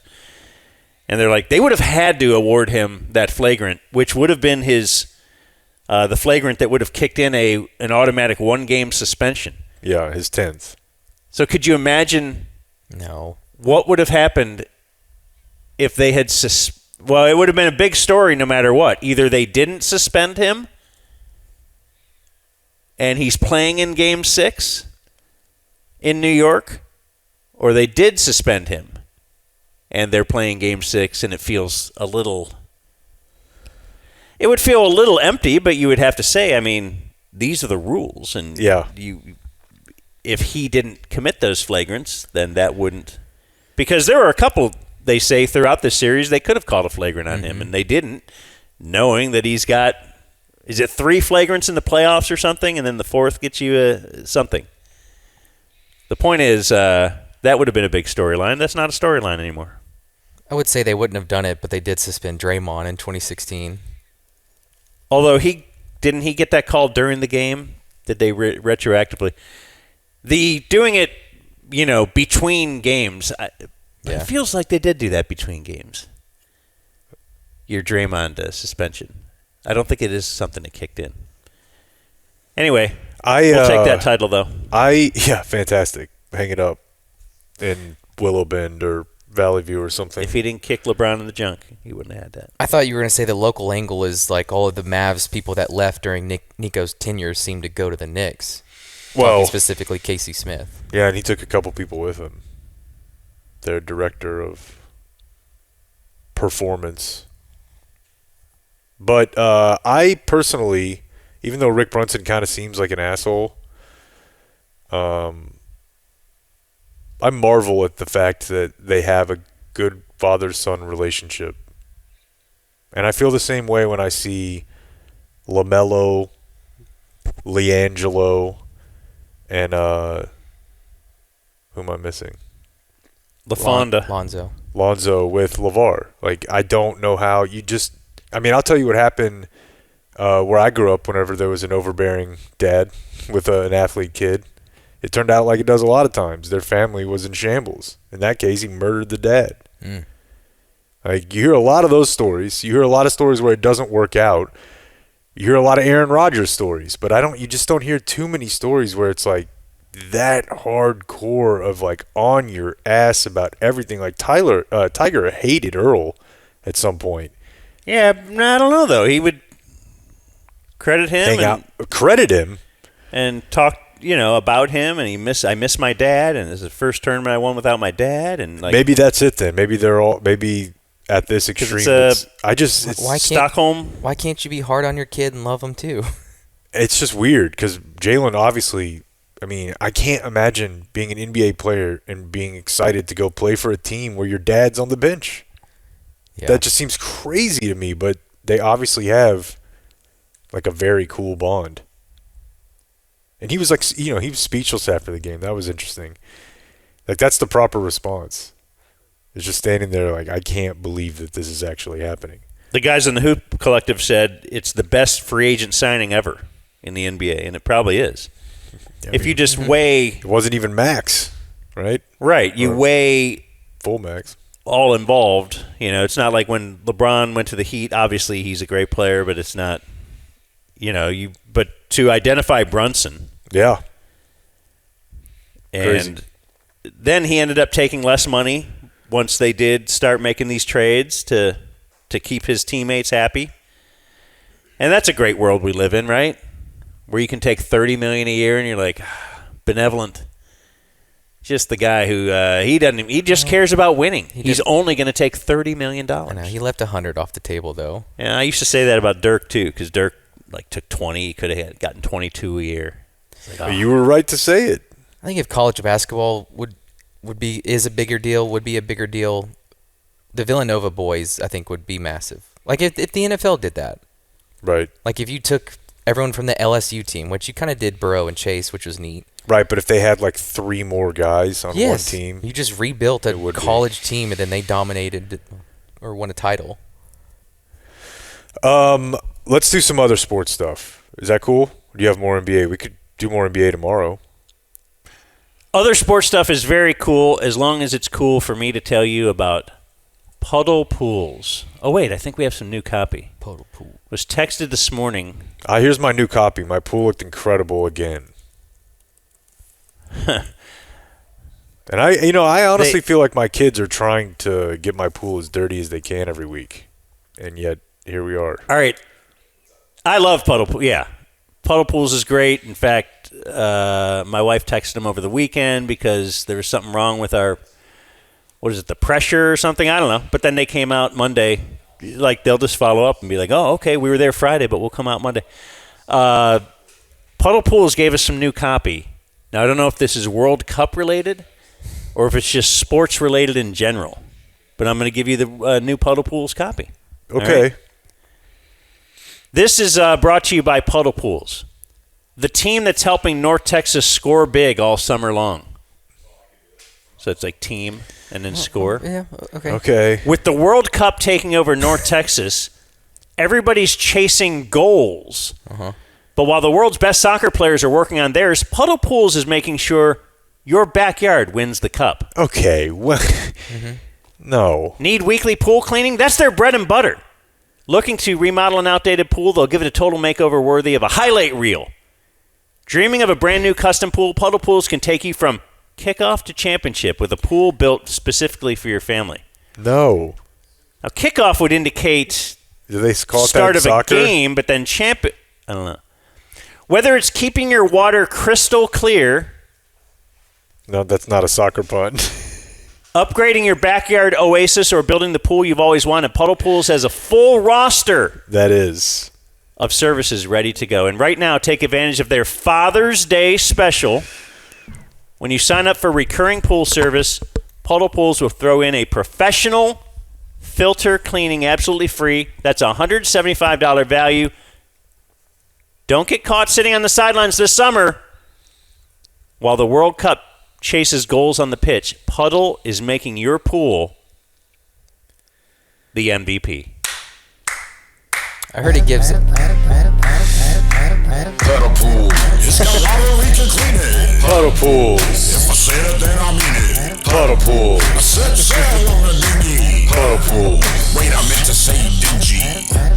Puddlepools.com/dumbzone. Well, This is wow. wow. Thanks, Mike. Wow. Of course, there was soccer, Greg, and there was Fan Fest action, and I want to talk about that. But first, we got here as quick as we could yesterday so we could settle in to watch the final of the RBC Canadian Open. It's a tune-up for the third major, the U.S. Open, which is this weekend at Shinnecock. the house that God built, as they call it. And Nantz was on the call. And there's a guy in golf named Bud Cauley. Now, Bud Cauley is not a alderman in Chicago in the 1950s. He is a professional golfer who 6 years ago was involved in a major car accident. And he's never won on tour. So back in 2018, 5 broken ribs, broken left leg, collapsed car crash. This happened in Dublin, Ohio. He didn't play for like 2 years. So he won yesterday. And Nantz is going to come. So he loves a story. Right out of the gate here, we've got an interview with Bud Cauley. His wife and his 2 kids are standing there. And but it's worth the wait. It's that noise. Oh, gross. It's that noise. It's the noise when he takes the mic back and goes, all right. It's been a long road, but it's worth the wait. It's just amazing to see this tearful joy that you get on the tour. There's the latest standings now in the FedEx Cup standings. Matt Fitzpatrick with a solo second. I'm going to fast forward a little bit. It's just what you get on the tour. It's just what you get on the tour. It's what we're all about. Towards the end of the interview here. Go celebrate with your family. I think your son just asked, is it my turn? We might have a future announcer in our future. Do you want to say good job, Dad? What's up, Dad? Back to you, Jim. That was tremendous. Good job, Cooper. Congratulations. Save a seat for you. And that interview said it all, didn't it? And I got asked recently. We had JT posting. Dude, he's heating up, man. Because that's tremendous. Oh, that's wonderful. A little kid said something. Save your seat. Back to you, Jeff. And I got asked recently. We had JT posting. He was crying after his win last week. See it here. The joy. The emotion. Why is it? What's going on out there in golf? Somebody asked me, doesn't follow it all that closely. It's just a reflection of how hard it is. How hard the journey has been to get here. That's really what it is. It really is. And you never know what it will spawn from here. Wait, what tournament are we talking about? Dude, it's the Canadian Open. The Canadian Open. The RBC. All right, sorry. And you never know, right? Go ahead, yeah. Really is, and you never know what it will spawn from here. You know, you get that first one, and you know you can do it now at this level. It is, you hate to say it over and over again, but it is career-changing, it's life-changing. You just saw it right there today. Yeah, and now he's going to get that little... All right, enough, Trevor. How many... Okay, I'd like to hear the list from Nantz of guys who didn't win for like 10 years on tour, and then all of a sudden, now you believe you can do it. That's and then what they start winning. That's what happened to Tiger. Left and right. No, well, actually he was really good when he was like 12. All right, so this guy's name again is what, Dan? I forgot already. It's important. The golfer's name is Bud Dwyer. Cauley. Bud Cauley. Cowley. Frank Cowley. But Bud. Okay? Here's how we ended the day. And there it is. Wait, can we guess? This Bud's for you. He's not that cool. This Bud's, what do they call? What do they call like a nug, a tasty nug? A Bud? No. The pot, like, how would we indicate that's really good? Here he is, folks. The Bud of the month. No. All right. And there it is. A shot. It was a shot of a career. Just warming up. You know, Bud Cauley, it was something special to watch today. Folks, you know, sometimes it takes a while for a bud to reach full bloom. We saw it today.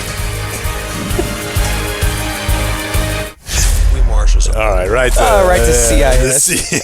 Marsha. And listen to how he gets up on the horse, where he goes, you know, folks. You know, Bud Cauley, it was something special to watch today. Folks, you know, sometimes it takes a while for a bud to reach full bloom. I saw it today.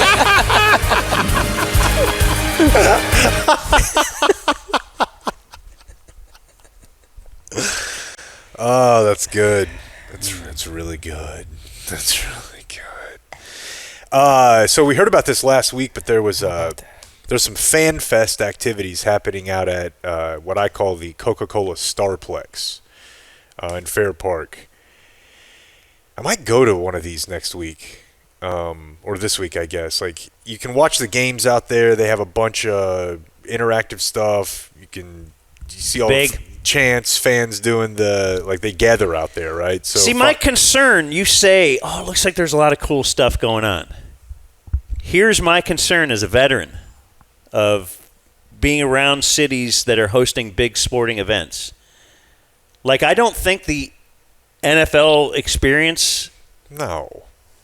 That shit sucks. And I love everything about the NFL and football. That sucks. But like, I at least like walking around seeing the logos of teams I like and gear and stuff. But dude, there's videos like the. But people now you want me to do it for. You got 10,000 people in orange, like following the Netherlands bus down Division or something. I mean, it's okay.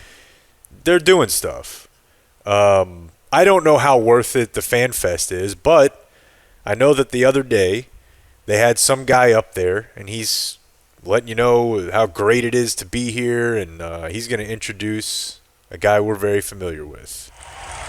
We hope you enjoy everything that Fair Park and the city of Dallas has to offer during your time here in our city.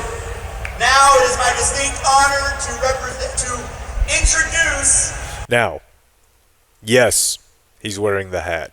The 60th mayor of Dallas, Mayor Eric Johnson. Oh. Are we booing him? Oh, yeah. Get some booze. All right. Good afternoon. Good afternoon.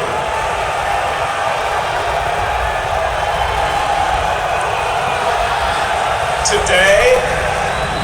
Dude, he gets booed for 30 straight seconds. And now his fellow stooges on the stage are given the, like, Peyton Manning and don't, like, hey, settle down, people. Well, that's not going to make me settle down. That would make, wouldn't that make the general crowd do the opposite? And he's not exactly, JFK or Ronald Reagan or something. You know, he doesn't command a room. He's got a very, he's got an effeminate delivery. Today, hey, FIFA 2026, we love it. Go soccer. I'm the mayor. We are proud. So to proud. host the best fan festival anywhere in North America. Ever. People are still booing, dude. Yeah. Like he's kind of. I think he's also getting invitationed a little bit because he's trying to pause, but the feedback is jamming him up, and that never really stops. So here's the end. There has never been a better time to be in Dallas. Never. The world has arrived. We're ready. We're excited, and today we are proud to open the doors of the best FIFA fan festival in the world. Let the festivities begin. So dorky. Let the games begin. Homo. I don't know what Al Michaels is talking about. That's way out of line. All right, we got to do the UFC thing, but I also have to drain. Hey, Vern, hurry up, Vern. Hustle. Get that old TV antenna fixed. Put this in here and that in there and that in there and this in here. The Channel 4 news is about to come on. Whatever it takes, wherever it breaks. Clarice Tinsley, Steve Bosch, James Spann, and Paul Crane have got it all, buddy. Clarice, Steve, James, and Paul, the Channel 4 news team. A great bunch of guys. Know what I mean? Verna! Verna!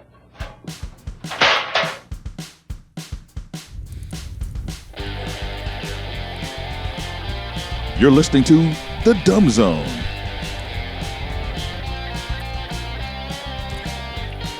Flooring Direct DFW. That's what I want to talk about right now. It is new floor season. Summer is here. Home improvement season is here. Upgrade. How about brand new floors from Flooring Direct? They got their biggest offers ever right now. Biggest offers ever, mother effer. You can get your whole project for less than $100 a month. They get that 36-month, 0% free financing, no money down. The exclusive 5-star installation package. What are each of the 5 stars, Blake? I knew you wouldn't know. No idea. I don't either. I just know that it's proper planning prevents poor. I don't know. Yeah, it's like Shoddy's 3 C's, right? But they'll move your furniture for you. That's 1 star. Yeah. Well, how many pieces of furniture? It could be like 1 million stars. Get anyway, a free estimate. Free in-home visits. It's great. They'll bring all these samples to your house. You can lay them down there on the floor under your lighting. Dan just did next this. to your walls. Yeah, it's fantastic. It's a great experience. Can't wait to now that they've been there and I walk around my house. These floors suck. Yeah, it really does. So I can't wait to get the new floors. Now, it's based on the old ball and chain making that decision, which hopefully she's working on without me. I doubt it. So I'll be back there. We'll have those floors in no time, though. FlooringDirectDFW.com/DZ. Set up your free estimate. FlooringDirectDFW.com/DZ. How do we feel about playing a small clip, Clayton, from Good Morning America? Do you think we'll immediately get killed? Just do it. The audio won't do it justice. So I'm just going to roll with that one in there, Clayton. And you guys watch this monitor. What we have here, I'll see. It may not have uploaded yet, but I'll talk for a second. So usually you get this, it's in there now. Usually you get this on college sports where the national champion has to go on the national morning talk show the next morning and they're hungover out of their minds. Usually the pros seem to kind of get it together. But the Knicks are back in New York, and they were on Good Morning America this morning. And is that one me? I don't think that was me. Should I keep talking while we try to fix it, or? Yeah, keep going. It's got, it looks like it's like Kat, JB, Mikal Bridges, and OG Anunoby. And OG Anunoby is sitting here in the front in this denim shirt. And when they throw it over to him, like with George Stephanopoulos is trying to do it, Mike Brown said that it was great to get you involved. When they go to OG, he is so out of his mind that he can't answer. Coach Brown made and how he brought you all together.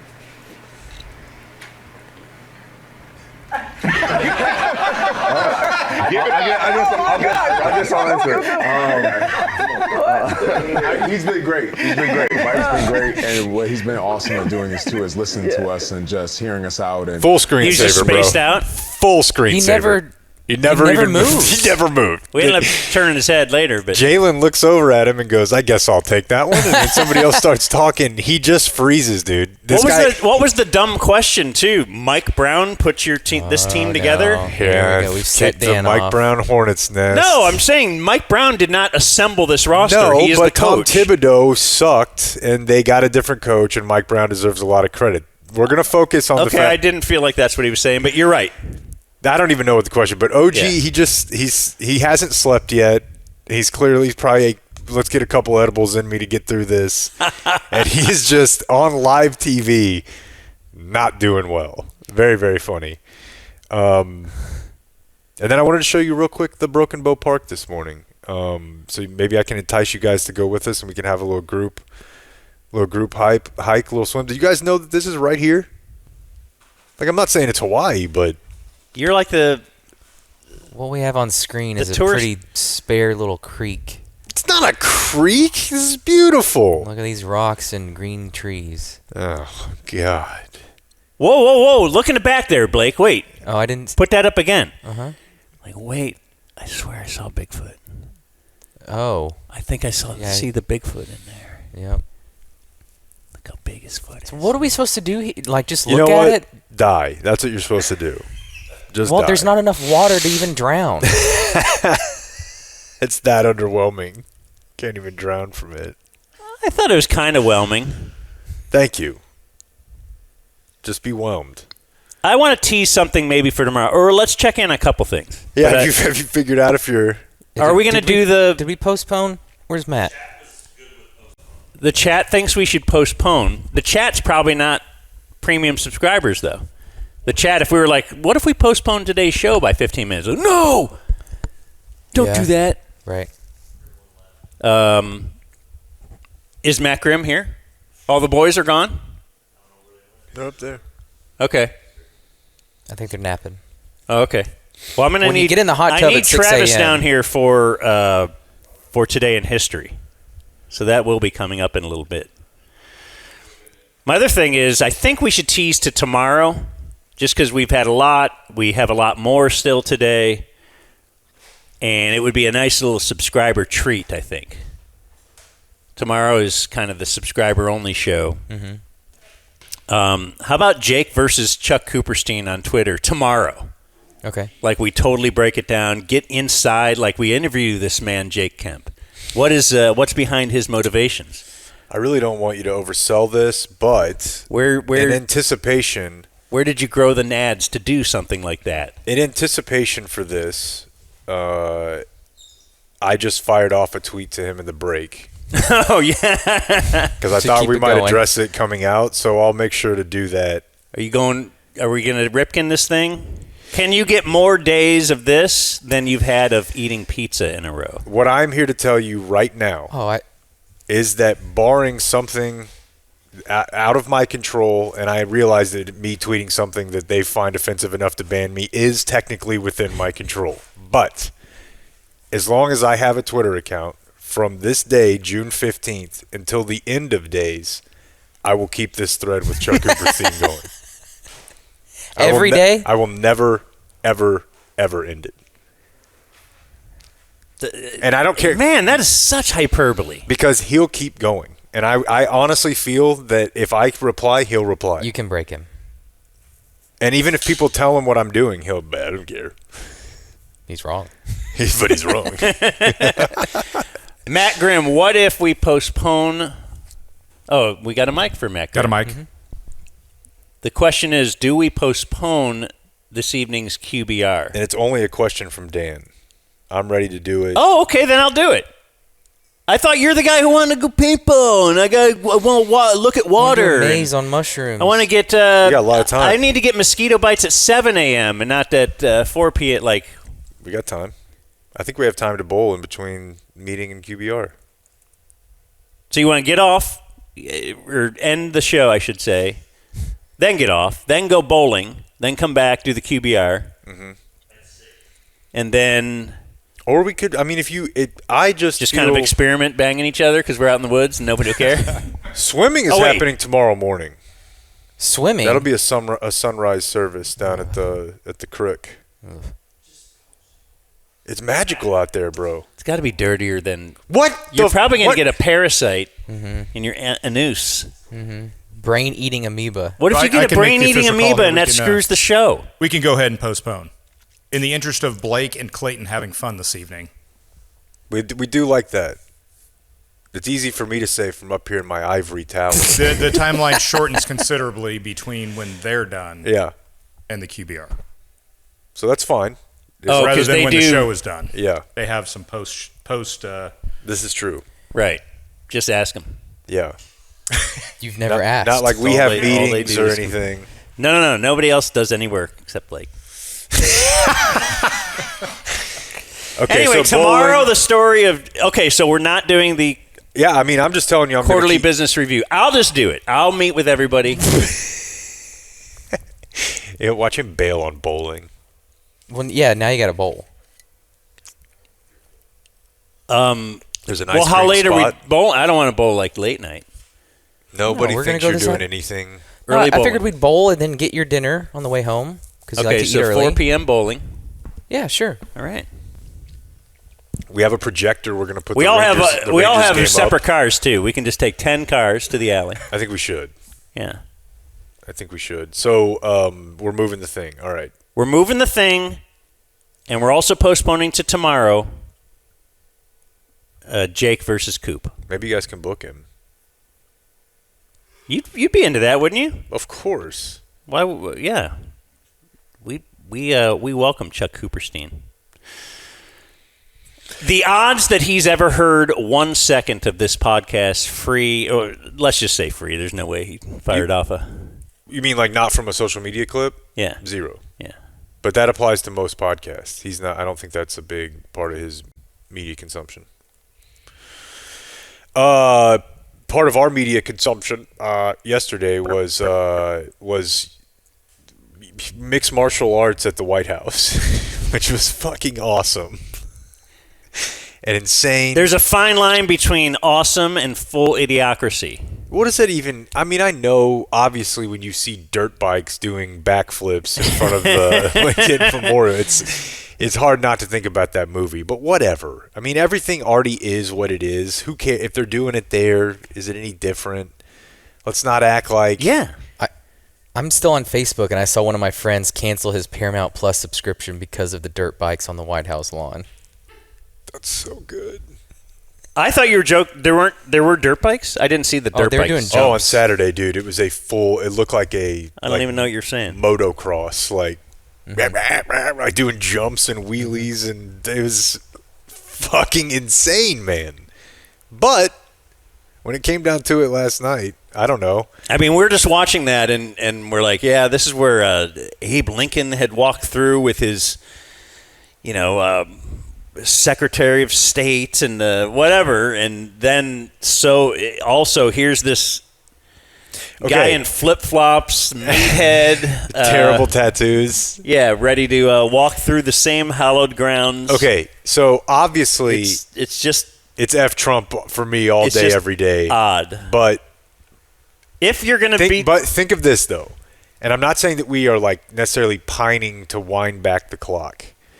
But there was a time, right, and these are cultures that we aspired to build ourselves after, where the greatest, warrior... I mean, it's not that different from what we do with football. We've got a fucking F-15 flying over, and the flag, the I think football that's part of what I'm saying, though, is if this was an NFL game, I think we would think differently. It's because it's such a lowbrow, on the lower tier of what we think of as sport in the United States. This is the knuckle-grabbing, meathead sport. And that's what accentuates it. If it was at the end of the day, though... What if it was fencing? There are more people... Or shouldn't it be a World Cup? What if it was the World Cup final? It shouldn't, because and you know why. There are more people who are like, F yeah, when they see those guys walking out beating each other up than if it were like golf. But like you said, this is more golf. Just design the grounds around the White House to be an actual 18-hole. I do love that championship course. I really do love that. Trump, owner of golf courses, could have got that done. You could have DoorDash grandma as a cart girl at the turn. I mean, I know I'm supposed to be bothered by it, and I'm not trying to make this into like a WHL thing, but it just feels like a lot of the people that sometimes probably vote like I do are like way more bothered by this than they are like how hard it is to get welfare. And I'm like, I don't give a fuck what they do there. Who cares? But that's probably the message of. I mean, at the end of the day, I'm like of the whole party, right? It's like, the whole the decorum. I'm like, the whhole left. Can we do decorum after we do like right? Because the whole left was like, hey, stop saying these words before we actually do some good things for you, we can flip financially, right? So yeah, you're right. Now, fighting in general, UFC. I don't know. I had a stage where I would watch it with my friends. I'm not that fired up about it, but it did get us to talking about fight and combat sports in general. Well, that first fight would look pretty gay. Remember? Well, it started because they were laying on each other the whole time. We'd asked Dan what would it have to be for Dan to be interested in it. Right, because we'd already seen two hard D warriors grinding against each other. Well, being on the White House lawn does make me interested in it. Yeah, but I guess it was the fight in general. Like, what would keep you locked in? And now that I'm thinking about it, Jake Paul versus Mike Tyson should have been at the White House. That's true. Oh, my God. Really do it upright. that turns me into Nantz. Yeah. How about that? Oh, no. There they are. A YouTube streamer. Could you imagine if they brought Mike Tyson out there? And make Nantz announce it? Yeah, but... but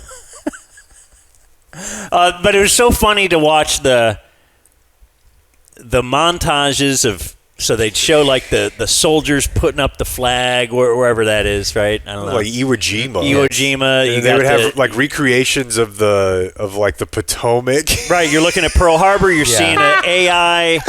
And then here comes the boom. Here come Ready or Not. And that's where Blake was predicting it. If you go to our YouTube thing last night, it was like at 8:45 p.m. Blake's like, they're going to end with UFC. They're going to end with, but there's no way they were going to end with UFC because there was nothing in there about sports. It was all American history. It was great moments, but God damn it if they didn't end with the UFC. Punch. Some guy punching somebody else right in the face. And that was in the first montage they would come up with on the night because we needed lots of them. We had a weather delay. Apparently, in these fights, there's a ton of time between the fights. And we got more montage. And if you've ever watched a pay-per-view fight or a UFC thing, you might not be used to commercials. Yeah. Which felt really weird. And now they would only do one, like, what was the one fighter? Oh, the controversial guy. Josh Hokett. Mm-hmm. Who beat the big giant black guy. Mm-hmm. What's that guy's name? Derek Lewis. Yeah. Okay. Boy, we all had him too. Yeah. He punches himself out real early. David Ruff pointed out that, he doesn't really care about conditioning. But if he can get you early, you're good. But otherwise, he got tired real quick. I thought they were going to break his arm. Yeah. That dude was going to break his arm. Yeah. That was a thing I didn't want to watch. Mm-mm. But, wait, why did I start talking about that? I could just transfer right into Josh Hokett if you want because I got his audio from his post. His win. He had a big win. And it is a controversial speech at the end. Here is Joe Rogan out there interviewing the fighters. Congratulations, sir. I'm here with the winner, Josh Hokett. Josh, once again, you proved the doubters wrong. Moved to 10-0. Everybody proves doubters wrong, though, every second, right? Every time somebody wins anything. He's never been defeated yet. Doubters. And knocked out one of the biggest knockout artists in the history of the sport. I'm the man with the plan, the beast that's ready to feast. You know what? Fuck the speech. Hey, shout out to Trump for having the balls to put some shit like this on. And if I'm gonna say anything, there's only one person more incredible than the Incredible Hulk, and that's my Lord and Savior, Jesus Christ. Now listen. By the way, I've come to learn, maybe everybody knows, he is the Incredible Hulk. Josh Hokett. All right. Okay. He is the Incredible Hulk. Mm-hmm. Sure. I thought he was, of course, talking about the Hulk when I first saw it. But, yes, he and it says here he is he was invited or wait, let's see. No, he beat Derek Lewis, who is Trump's favorite fighter. I've heard Trump say that about 100 guys, but okay. Okay, well, he also is the guy that the night before staggered around and vomited on himself. And someone asked him about it. He said, whatever, maybe I was drinking last night.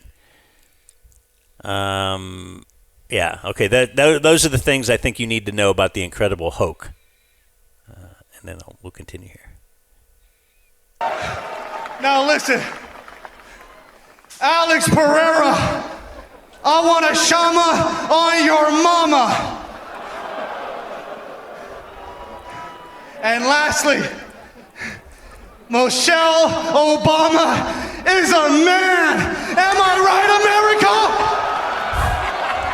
Ladies and gentlemen, Josh Hogan. Okay, Rogan. Thanks. Ladies and gentlemen. Now, it did seem like the Shama Mama could have gone with Obama in some way if we were to reevaluate that. But, yeah, that is a controversial thing. Now, is it his pitch, though? Is this his backdoor slider? Because in January, at the end of his victory speech, he said, P.S. Brittany Griner is a man. So, like, does he have another, like, what are we doing who's here? Next? Yeah. Or does he have, this is the level of his, But, he does shape it for wherever he is. I'm not. You got to do Cleveland jokes when you're in Cleveland or Pittsburgh, yeah. Well, never mind. What? What don't you know? It was funny just watching Trump walk in with Dana White. And you do just try to, play the game. You replace him with any other president. And you just can't picture it, right? It's Biden crashing a bike, trying to write it down there. No, of course not. No, Biden would have been in the wheelchair next to the guy. Because that's something they would do. They would bring a war veteran or something to walk down the red carpet or be pushed down the red carpet with, one of the Latin UFC fighters or something. And it was just they'd fist bump. And, and this guy who, stormed the beach at Normandy was saying, good luck to just very odd. Just very guy odd. with pink cornrows. I think Hokitz was the best because apparently he's got a Macho Man Randy Savage bit going on. He's got the American flag bandana, the big glasses, and then the Medal of Honor recipient was in a wheelchair. And so Hokit's coming out doing his bit, and then he sees the guy in the wheelchair, and he gives him a fist bump like, hey, bro, what's up? Who was the colored hair guy, colored Sean tattoos? O'Malley. Okay. He was pretty wild. Yeah. And a big Trump guy. And Trump a big fan of his. I feel like the UFC, we got to stop saying a big Trump guy, right? That's probably true. Another controversy is that it was on Paramount Plus. It wasn't on big CBS. I was shocked by that. I've never seen MMA on regular TV, so I guess I didn't know. I know, but I've also never seen MMA on the White House lawn. Yeah. So you would think maybe this would rate, but also it's for politicians, and Trump in particular too will complain if there's like an NFL playoff game that's not on free TV, and I just learned that sometimes people say something but then they don't, not fully consistent, attribute that rule to themselves later. Tricky. I just learned that. Tricky. About hypocrisy. Well, we were talking last night about what it would take for Dan to be into it. And I was thinking about it on the drive down because I liked getting in fights when I was younger, and I really liked it if there were like multiple people involved on both sides. That was just a way more fun. You don't want to jump somebody, but like a game, like two groups of guys fighting. Like, well, this is great. And I think it just introduced. And I'm also not an individual sports guy. I don't like one-on-one, and I don't like one versus the field. It does nothing for me. That doesn't represent. What about Bud Collier? The human condition in any way to me. So I think the easy solution to combat sports is you've got to get more people involved. So at a basic level, 2-on-2. Or last night we had Dan and Jake versus Sean O'Malley. Yeah. Right. I said the whole room, including Travis and Matt and Wire Will. That would be unfair. I think it's still unfair to us. You think Sean O'Malley? You think just Dan and first? If it's going to be two people, I don't even want in it. Oh, I know. Because I'll run the other way, and then Jake will just get his ass kicked. Although Jake might believe he could bear hug him and beat Sean O'Malley. Well, not by myself. He sees he's got 60 pounds on Sean O'Malley. Boy, your knee is big, dude. Yeah. I just noticed it. We were talking yesterday about how Jake couldn't complete this fight because of his knee injury. Mm-hmm. Do you need surgery? Probably. Are you going to get it? Yeah. Oh. At the end of the year, I got a first pitch to throw out. Can we watch it? Can you watch surgery? Yeah. I don't see why not. They let us in the room? I doubt it. I don't see why not. With your mother-in-law? Yeah. Just cut the cord. So I have a couple videos, right? So the first one, let's do in Russia, they just fight. They've got leagues where they just fight 5-on-5. Okay, and so just tell me how much more exciting this is, because what you're gonna see here is that when a guy gets knocked out, he's now free. You know, it's like setting a pick. Like this guy's now he can spring some other action, and so 5-on-5. If one guy, they have 5 refs? I know there's multiple refs. I don't know that there's 5, but because one guy can just tap or something. You can tap, yes. And I just think there's a lot. It just now gives it's you more 5-on-4 if one guy's out. It gives you more to look at and more to just kind of keep your now eye. It's a power play. So if these two guys are on the ground over here doing gay stuff, and I'd like to know the stats. But these other two guys are fighting. I'd like to know the stats on. It would seem it's like scoring the first run in a game. How many times do you win? Dude, look at this guy about to get just absolutely 3-on-1 in the corner because his buddy got That's tossed. awesome.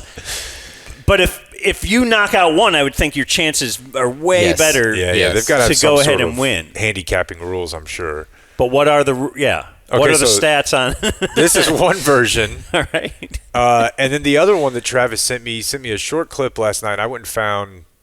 There's a ton of these fights online. This is a guy who is the world's strongest man. He's a cage fighter, and he is fighting 2 little people who are also cage fighters. And I think they're brothers. They're not little, as in they're smaller. They're midgets. Oh, they are? Yeah, I think. Yeah, to me they look. They're. I need to see them next to, because they don't look that much smaller than that ref, do they? They're pretty small, man. Blake, you saw the video up closer. But no, they don't have the.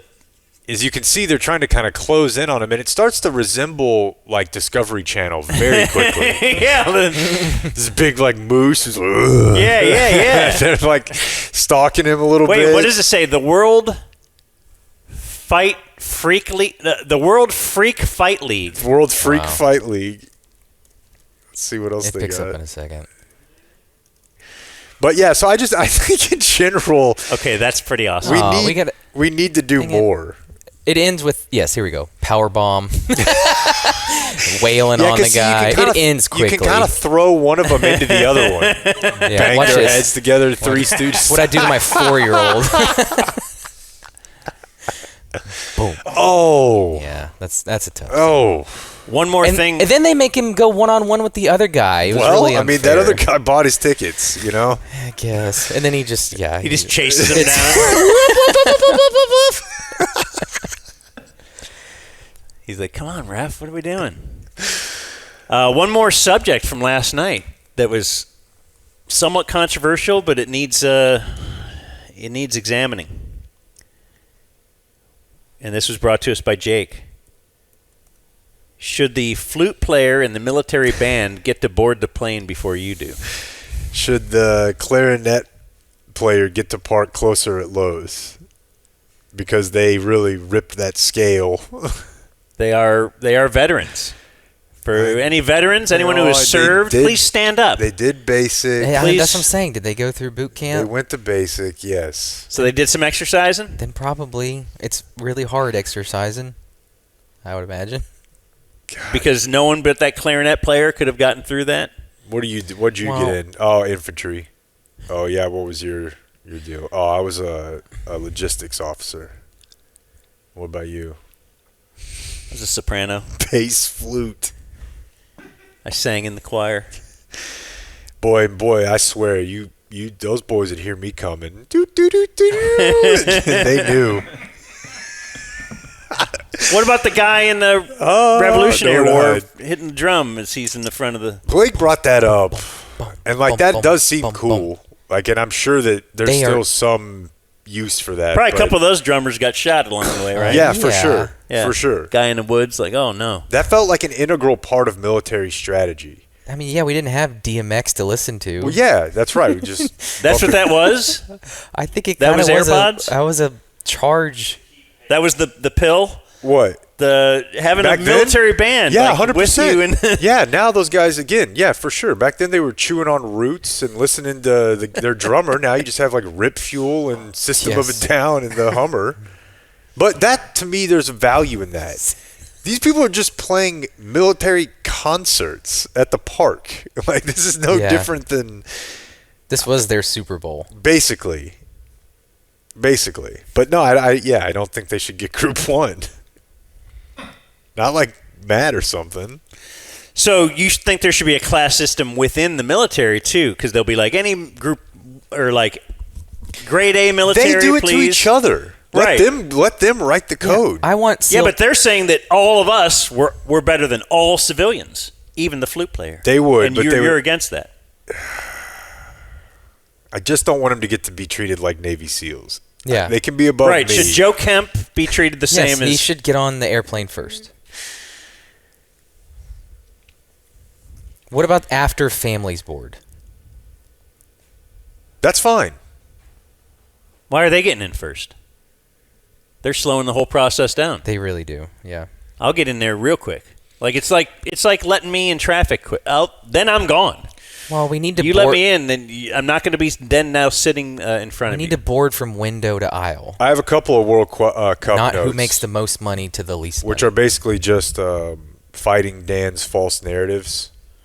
I don't have an exact number for you, but this is like being viewed as the World Cup of the diaspora. Like, the Americans are far from the only ones who have players who were not born in or did not grow up in their country. Oh, of course. I mean, that's the whole Olympics. It's everything. Morocco, yesterday or Saturday, for the first time ever, fielded a starting 11 in the World Cup with no Moroccan-born players. It's never happened before.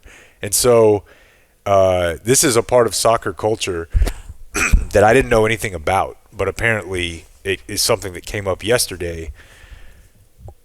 Yesterday or Saturday. But somebody scored a goal for Sweden in their match against Tunisia.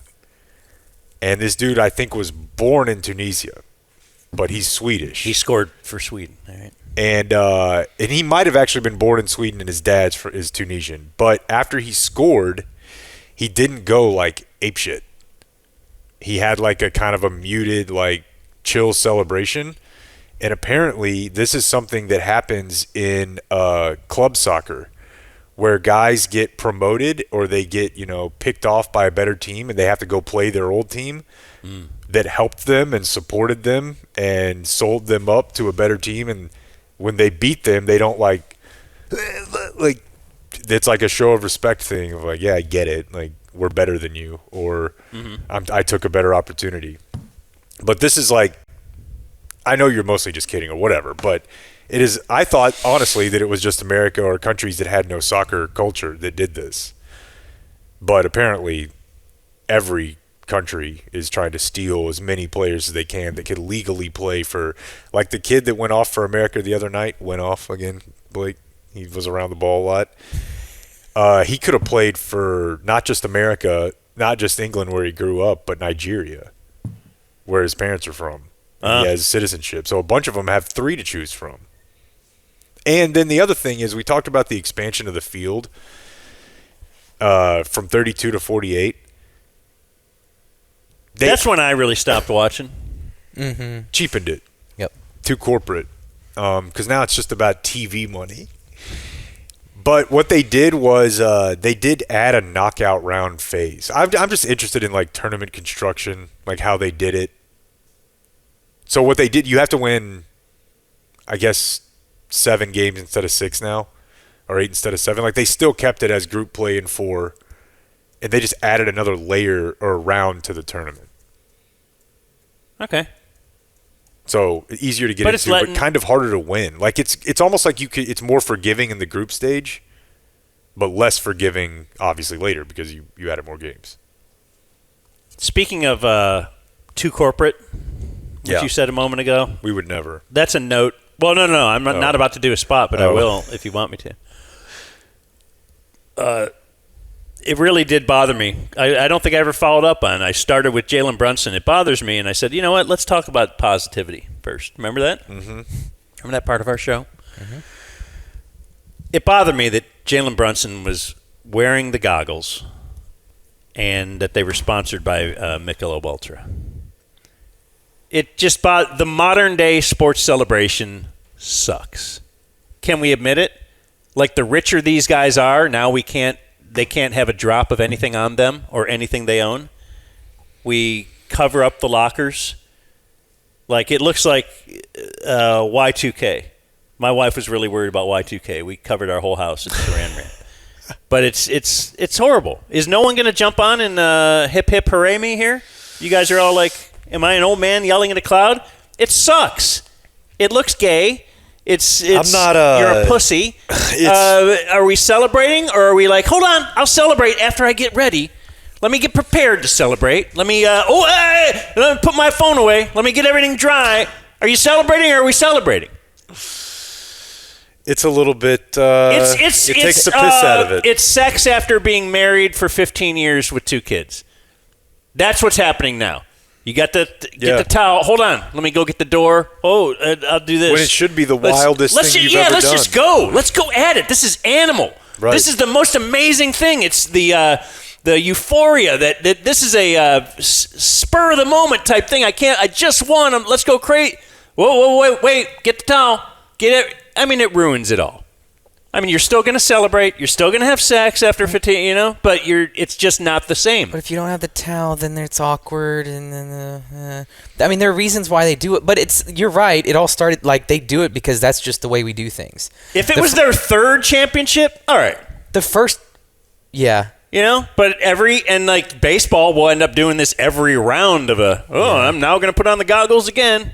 Yeah. Like, I've worn these are my lucky goggles. I've had these for 4 rounds here in this playoffs. But let's do ginger ale because Josh Hamilton's in here. Well, what should they do? I don't say that in front of Jake.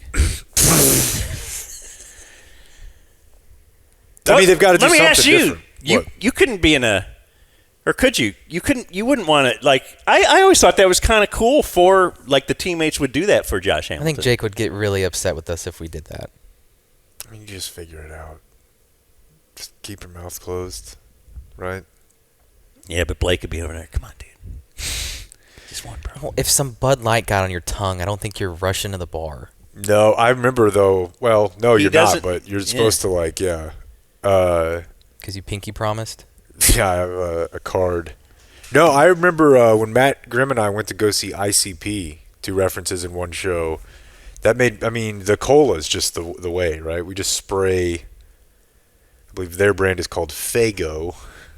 They just had 2 liters. It's the grossest thing I've ever seen in my life. It's sticky. Yeah. Who likes being sticky? Don't answer that, Dan. I'll make you sticky. Yeah. Words Dan has ruined. I bet you will. And I will also tell you about who's doing the news today. What are we sponsoring? Oh, how about Lucy, bro? Did you bring any Lucy? Luciano Pavarotti, baby. I got bags and bags and bags of Lucio Ball over here. Lucy.com. Wow. How many? Dumbzone. All right. This is great. It is a nicotine pouch. It is the only nicotine pouch that you need. I put my dad onto these last week, and because he quit the dipping. That's his move. But he loves them. They're clean. They get a little energy burst there. They got a breaker in them. If you go with the breakers, they've got those at 8 milligrams. The other ones go up to 12. They got gum. Whatever your nicotine needs are, they've got you covered with a high-quality product. Lucy.co/dumbzone. Get you 20% off. Here comes the fine print. Lucy products are only for adults of legal age, and every order is age-verified. Warning, this product contains nicotine. Nicotine is an addictive chemical. Here's Jake with the Dumb Zone News. All right. This is probably on my Dan as to Hitler list. A woman in Minnesota was rescued after she became trapped in quicksand for several days. Dude, I saw this. Yeah. She's like old, like 60-something, right? Almost 70? She is old. Yeah, 68 years old. She was stuck on, like, for days. Yeah. She fell into, like, a puddle. A mud pit on an ATV. And then some people came by, and they thought they saw something, and they said she was totally covered except for, like, the mouth and nose. No way. Like, and they saw this little, help me, little, it looked like a little fish. No. With a human nose saying, help me. Not quite, but, I mean, she was stuck. Now, would you? And they did say that you could see, like, her face. And they dropped, like, a little... First, they dropped a couple little pieces of food in there to see if she would eat it. They thought she was dead. And you hear, right. And then they did what Walter White did. They just turned her over. Mm-hmm. Oh, my God. I forgot about that. Die. What was that chick's name? She's very attractive. But rescued. Quicksand. Jane. This doesn't really count as an ATV scare, but I'm grouping it in. The 68-year-old was on an ATV? Yeah. No. Yes. Yes. That's how she got there. I thought it said... Her and 2 friends. Why's she having friends? Where'd the friends go? Oh, they were trying to get rid of her. Yeah. I think she got, obviously got turned around, and then, she was submerged. I think I would go look for my friend. Turned around. Oh, you stuck in that dryer?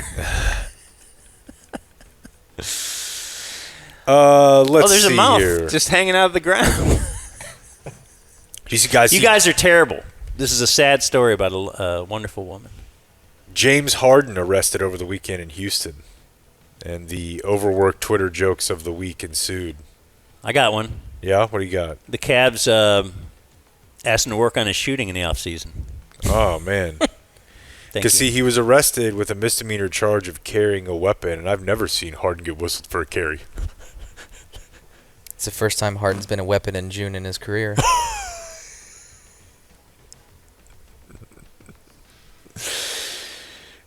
So, yeah, he got arrested. But you know what? I actually heard it reported this way and was proud. It said it was almost like a stat, and it was, I think it might have been in a ticker or on the Fan Sports Update. It was like, this is the first arrest of Harden's 17-year career. Like, it's like going 8 scoreless with 2, like a walker. Yeah, it's like, this man, is just an anomaly. Pretty good. Can I go back to the last story? Because I thought you got everything wrong. She drove a van there. It says all-terrain vehicle in the story. It definitely does. These 2 people that were riding an all-terrain vehicle saw this van, and they were wondering, how did this van get out here? They weren't her friends. They were friends. So it's not like this lady had her friends with an all-terrain vehicle, and then they left a 68-year-old lying in the mud and didn't tell anyone. So these 2 friends who were on ATVs were riding around. They saw a van. They're like, how'd this van get out here? Let's go see. Help me. Right near the van, yes, there's a help me squealing from this mud puddle. And they're like, oh, look, under the mud puddle, there's a 68-year-old lady. And then they pulled her out of there. Then they used the hole. That's right. Then they used the hole. And they were like, oh, man, this will be a great video. And it's like a different twist on the whole glory hole thing. Okay, I got a video from Fox 4. This one's going to have to be video. We knew that this was going to be a thing. The local news is out trying to find people who don't speak English so well, who are here to support their teams in the World Cup. And yesterday, our good friend Mike Soroy was there for Japan, Netherlands. He was telling us about it.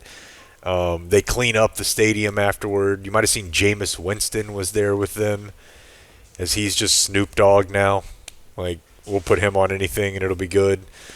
But I have noticed that. You're right. That's just what we are. That's what it is now. We're about to get over Jameis, right? When and he I'm sure retires, some people probably would say we already are. But I'm not mad at it. He seems like a much better place in his life than he was when he was a younger man. So this one reporter from Fox 4 is out there yesterday in Arlington, and it evokes the thoughts of the Rangers parade because, like Blake said, when the Knicks win and somebody takes a mic out onto 5th Avenue or down on like 33rd and people are just crowding the reporter, right? Like they have to fight him off of them. Mm-hmm. In this case, this reporter is out in Arlington. It looks like she's just kind of at a pavilion at a park, and like one Japanese guy kind of wanders up on her. You know, it's not mayhem, but it is still a pretty good local news hit. I thought you guys would enjoy. We'll get there. My bad.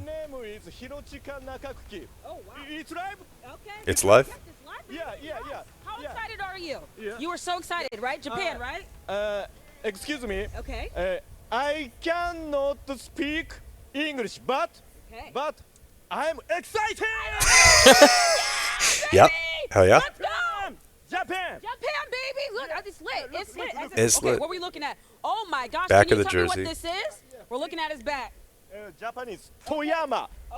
He has a homemade jersey. Toyama's message. いっぱい集めてる. Yes, collection. Message collections. Toyama's message collections. I love it. Okay? I love the energy. Thank you so much for talking to us. You got any predictions? You got a score? What do you think? Japan. Too complicated. What is the score? The score. What do you think? 1-0? 1-0? 2-0. Win Japan. But you see, there's not like a ton of activity going on around them. No. Now here come his friends from 7-Eleven or something. Thank you so one much of the for local talking to you landmarks. guys. Yes, thank you. Can you teach me something? Can you teach me a word? Yeah. Can you say? Can you teach me good luck? Good luck? Yes. Good luck? Yeah. In Japanese. Yeah, Japanese? How do you say it? Yeah. Good luck or Good how? luck. Okay, Japanese, okay. Ganbare, Nippon, and Itsumo Icha! I love it. Yeah. Thank No you way, so that's good much, luck. sir. Once No. again. It's me. Okay. Every time, one channel or number one. Every time, number one, Itsumo Icha! Ganbare, Nippon! Listen, there you have it. I love it. Love the energy. Thank you again. You have it. Thank you. Oh, okay. Culturally, I guess we can hug the reporter in Japan. What time for a customer? What? USA? At USA, baby. Hello. I love it. Okay. This is a longest goodbye. The whole thing's a goodbye. It's been a goodbye since the. Amen. Japan and USA. I love it. Okay. We love you too. Hey, thank you for hanging out. Be safe. Make sure you hydrate because it gets hot in Texas, okay? We're going to talk soon. All right? He doesn't understand All a right, thank you, guys. single All thing right. you just said. I thought, and what I want is I want a Japanese guy from Euless to work down there, but go and just do the fake accent and stuff, and then at the end, do the reveal. Later. Yeah. I'll see you. Like my hibachi chef. Yeah. Well, I'll tell you, that's good, but what I want badly now is to be that guy on TV in another country. I just want to yell in American, in English, like my accent, like, oh, trying to say their language. Yeah. But just Estados Unidos. Yeah. We love, like, I just.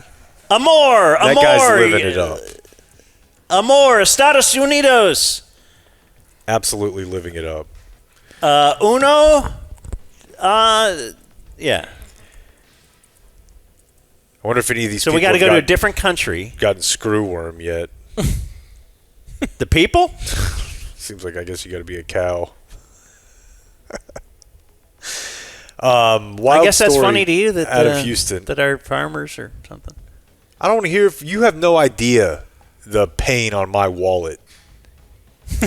What do you mean? 90% of my food consumption is beef. It's just ground beef. This is hitting our people hard. Well, this is the day after you declared to us, off the air, by the way. He was afraid to say this to the public. Did you hear his declaration about food? That was on the air. The salmon thing? Yeah. Oh, that I'm done with salmon? Yes. We got it. You said it's on your done with list. I get it. Good to go. Had enough salmon. Okay. Well, then enjoy your screwworm. I'm with him. Yeah. Nothing is cleaner than salmon. Oh, my God.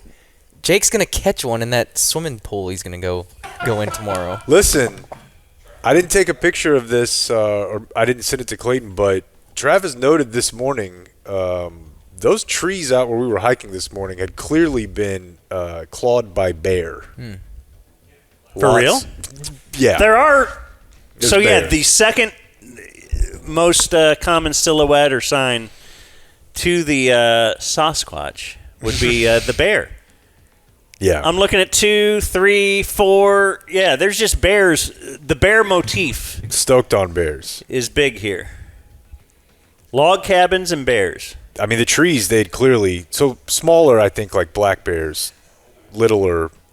I'm not familiar with the size of different bears. It's not a Black bears grizzly. are small. Like a Tariq Cohen-sized bear? More Roma Dunze. Yeah. A smaller bear. Don't fist bump. The two of you. You guys know that... I don't want to see that. Jealousy. I know. It's like, oh, I didn't have the good line today. I didn't have the good line today. I guess I know what's going to be on the Instagram later. So after I watch those guys. Better luck tomorrow. So there was a popular restaurant in Houston called the Turkey Leg Hut. I've never been, but in talking to a couple of other folks from the state, this is a thing. Wordy. Maybe. I like it that it's just different. Yeah. I like something different. So the former co-owner, a guy named Lynn Price, he pled guilty last week and now faces 5 to 20 in federal prison.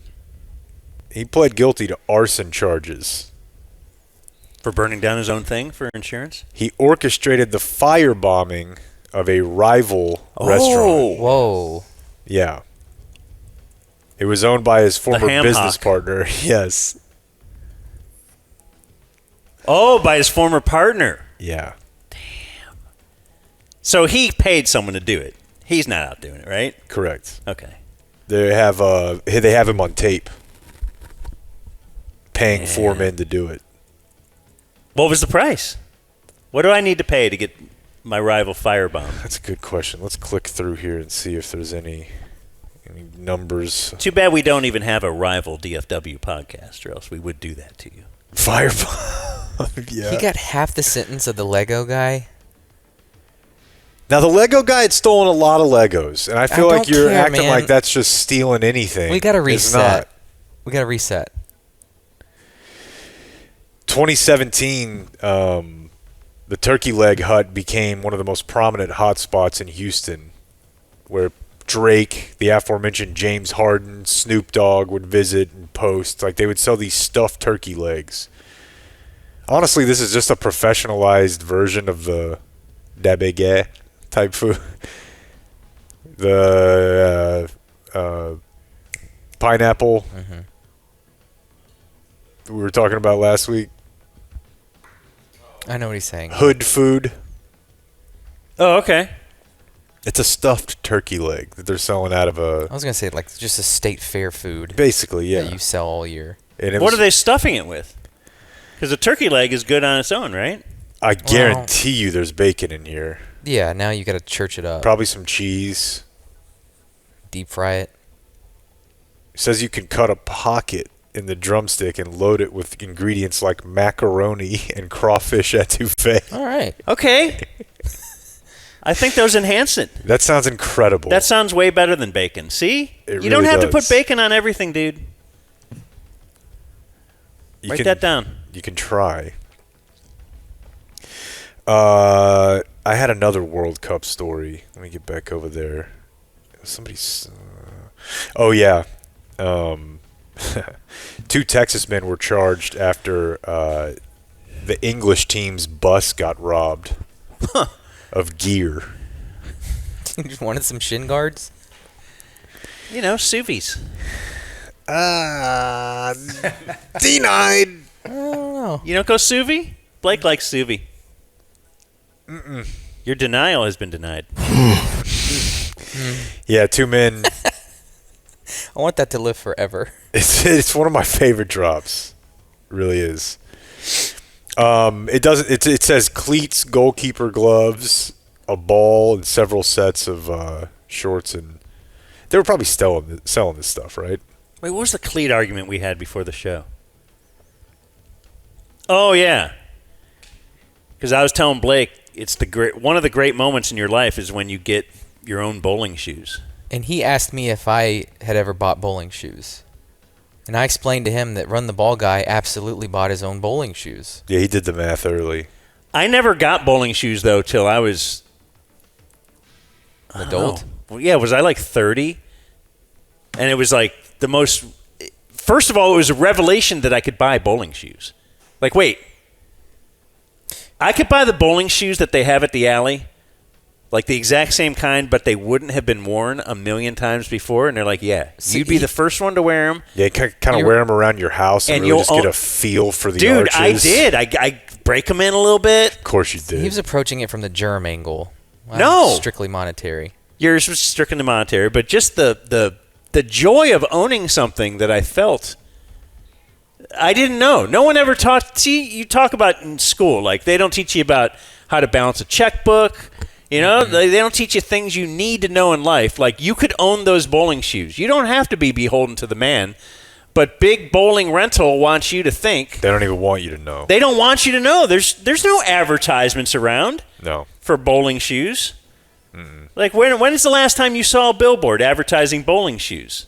Talking to a guy there, and he's like, "Yeah, it's illegal to own." You can buy basketball shoes. You can buy tennis shoes. You could buy wrestling. I can go to the store right now and buy those wrestling shoes and walk out. Everybody's like, "Okay, cool." New Brunswick is but really bowling shoes, you can't walk into mark. Any sporting goods store. They don't just have them on the shelf. You got to special order them. Yep. And it's so great. And then Jake's like, "Why is that so great?" "Oh yeah, I remember the first day I bought cleats. It was great." Yeah.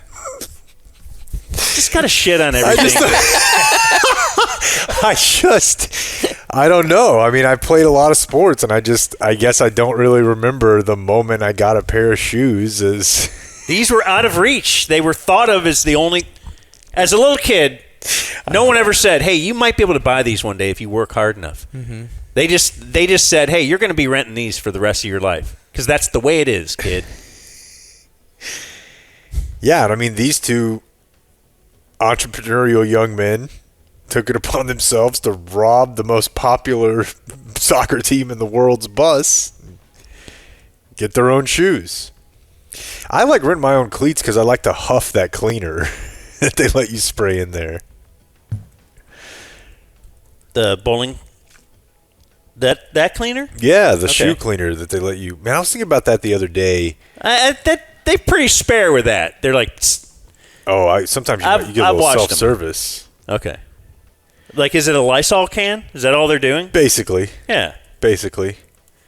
We had a female giraffe calf born at the Fort Worth Zoo, Blake. This is going to be soccer related. It's not soccer related, but we are voting until June 27th online. It's not named flopping. It's not named human slave or... Someone did send us, maybe we'll do that on viewer mail Thursday, a good breakdown of like how FIFA does and doesn't, like the countries it can help, the countries it doesn't. It's not all bad. It's just mostly bad. Mm-hmm. Just mostly bad. Let's see here. Where did we want to end up? You guys have any interest in watching that new documentary on Netflix about the lady who stole the baby in Texas? Yeah. It's the cut it out of the... Have you heard about this? Yeah. It was in New Boston. Well, yeah, we've talked about the story. There might have been an Ozark storyline.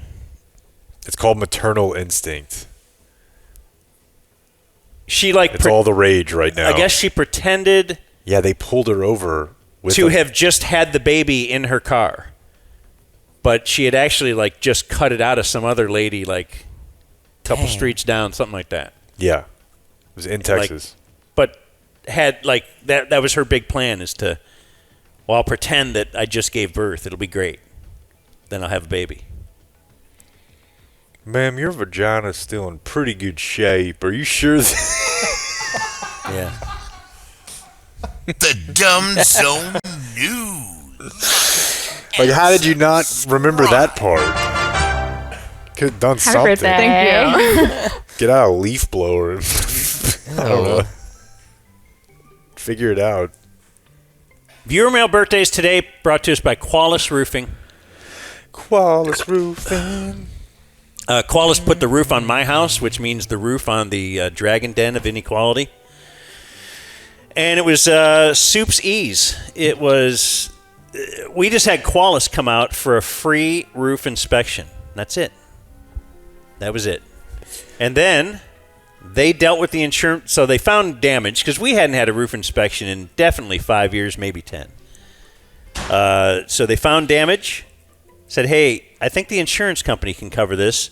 How about we take care of it for you? Who's your insurance company? So they did all the calls. We paid the deductible, and that was it, out of pocket. And we have a brand new roof. You can eat off it. That's how clean that roof is. And you know how many times rain gets in now? Mostly not. Pretty much zero. QualisGC.com. These guys are the best. Got to chop it up with some of those guys at the summer event. It's just, I don't know. It feels good to know that they like taking care of you. You're cool to them. It's all working very well. And it's like a really great bit because there's money up there on that roof. Let them take care of it. QualisGC.com. And if you don't need a roof, they come out, they do the inspection, they give you a T-shirt right off their back. QualisGC.com. Then they go away, tarps off. That's right. I cut up some drops if you want to do something with those at some point. Oh, the tarps off drop? Yeah. Time to drop trout and hog The more you hear it, you can tell that he's laughing as he says it. Hog out.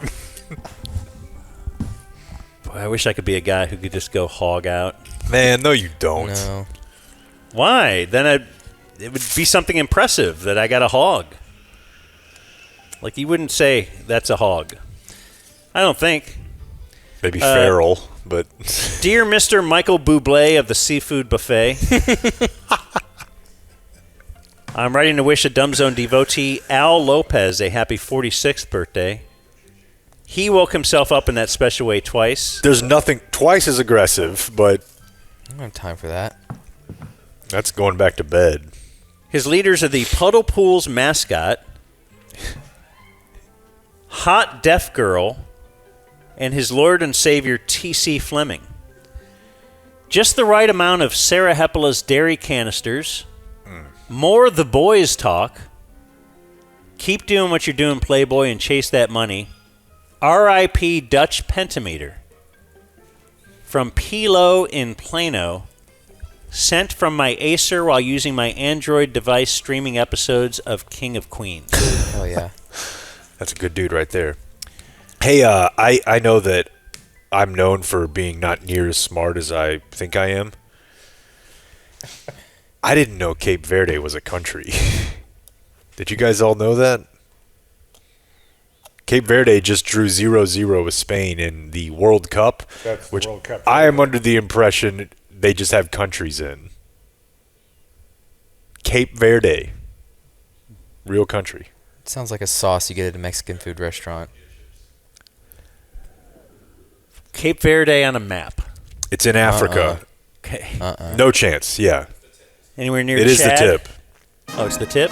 Community Mechanical presents On This where's Day Travis? in History. You want to grab a mic or you want to sit over here and grab a headset? What do you want to do? I got a mic. They tied Spain, Dan. Who would have thought? Ain't Spain good? Well, that's what I'm saying. It's when America shocks the world. Hey, it's any given Sunday, right? That's what they say. Travis Gafford actually is a game of inches. One of the owners, he says the best owner, right? The most important owner of Community Mechanical? I think that's pretty clear. Yeah. He's also a giant man. Under 300. You got under 300, huh? Yeah, first time in a decade. Are you crediting the peptides and game day a little bit? Game day Men's Health? Yeah. All right, so Community Mechanical, though, what do you want to tell us right now? Like, you've given me a million copy points over the years. We got the mini split you can do. We got the preventative maintenance. That's a big one, just calling these guys up, just kind of get everything looked over. What was the thing you found in my my attic? Because I always get it messed up. Your furnace flue pipe was disconnected, the exhaust flue. So all of the carbon monoxide coming from the gas there was just leaking into your attic. Now, it was probably going to be all right. It would just go things float in the your air, attic right? Vent probably would have gotten rid of it, but there's also a possibility it wouldn't. So you never would have known. So just having the preventative maintenance, without that, we don't find that. I actually had a very similar thing in Brandon's house. We went out for preventative maintenance, and his exhaust from his kitchen hood was disconnected, so all of their extra gas from their gas stove was going into their attic. Now remember that next time you're not having to watch Nick Folk or something. I know. Think of that. Think of what that meant for the terrible. Cowboys' point differential last year. What if Brandon died? You hush. I'm just saying, thanks to Travis. CommunityDFW.com. At Community Mechanical. What's the number, Travis? People text you? Yeah, 469-667-7290. One day, Brandon actually texted him. Said, can you come out here? Help us? Send out the signal. So, if we turn the air... All right, it's like 80 degrees in here, let's say. Mm-hmm. If we turn the air on 78, the cool air that we feel coming out, would that be the same as if we turned the air down to 62? Yes. He doesn't It's really know the what same he's talking air. about. He It's doesn't know what the he's same talking about. air. It's With just a how good long it HVAC runs. company. So the air How that could he comes know? out is based on the air that's going You're into telling me the- 62-degree air isn't coming out? It's not. No. You're just setting a set point. It's not Yeah. different air. So the air that's going into the return then goes through and over your coil, which is chilled by the refrigerant. And typically where you want that is between a 15 and 20 degree difference. So if, let's just say the house starts at 80 and that's what the return air is, then it's going to be at 65 and it's going to blow it at 65. And then as your temperature in the return gets lower, so the air in the supply gets lower. You might want to get him out for preventive maintenance just to have him answer stupid questions. Oh, I got this spiel whenever he was shooting my vents when I had a humidity issue. That's pretty sick, though. Shooting him. He can aim it, you know. He was, what's hot, right? Yeah. He aimed it over at me and was like, I'll aim it. Can't really aim it. Aim it. I'm sorry, honey. I can't really aim it. Why would Yes, you? you can. It's not no, you got to tell her you can't. No. What are we doing here? This could It's just today go in history. This could go anywhere. Sensei, I'm learning. Sorry, I mean, look. You got to wear... These goggles are brought to you by Michelob Ultra. Put them on, and you're You going can to be aim fine. your pee though, right? It's different. It's a different. Yeah, Different hole. It's shocking you haven't yet you got a used different hole? the hey, porn stars still don't need goggles in your shaming of championship celebrations. Ooh, thank you. Today's Monday, June 15th. On this day in 1785, it was the first ever fatalities in aviation history.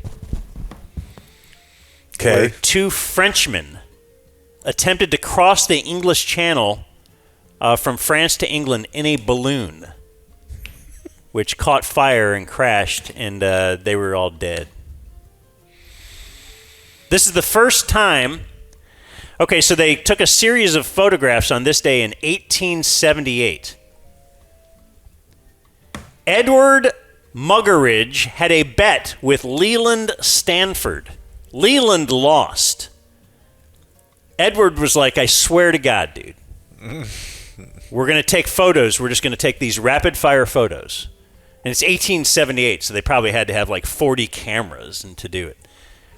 And they go, I'm betting you that when a horse runs, sometimes all the hooves are off the ground at the same time.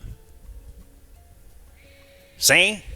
And then they bet it, and he won. That's awesome, actually. Oh, 12 cameras. They actually used 12 different cameras. That's very cool. They're like the myth busters of the late 19th century. On this day in 1938, Grego, uh-oh, Reds pitcher Johnny Vandermeer threw his second straight no-hitter. That is the only person to ever do that.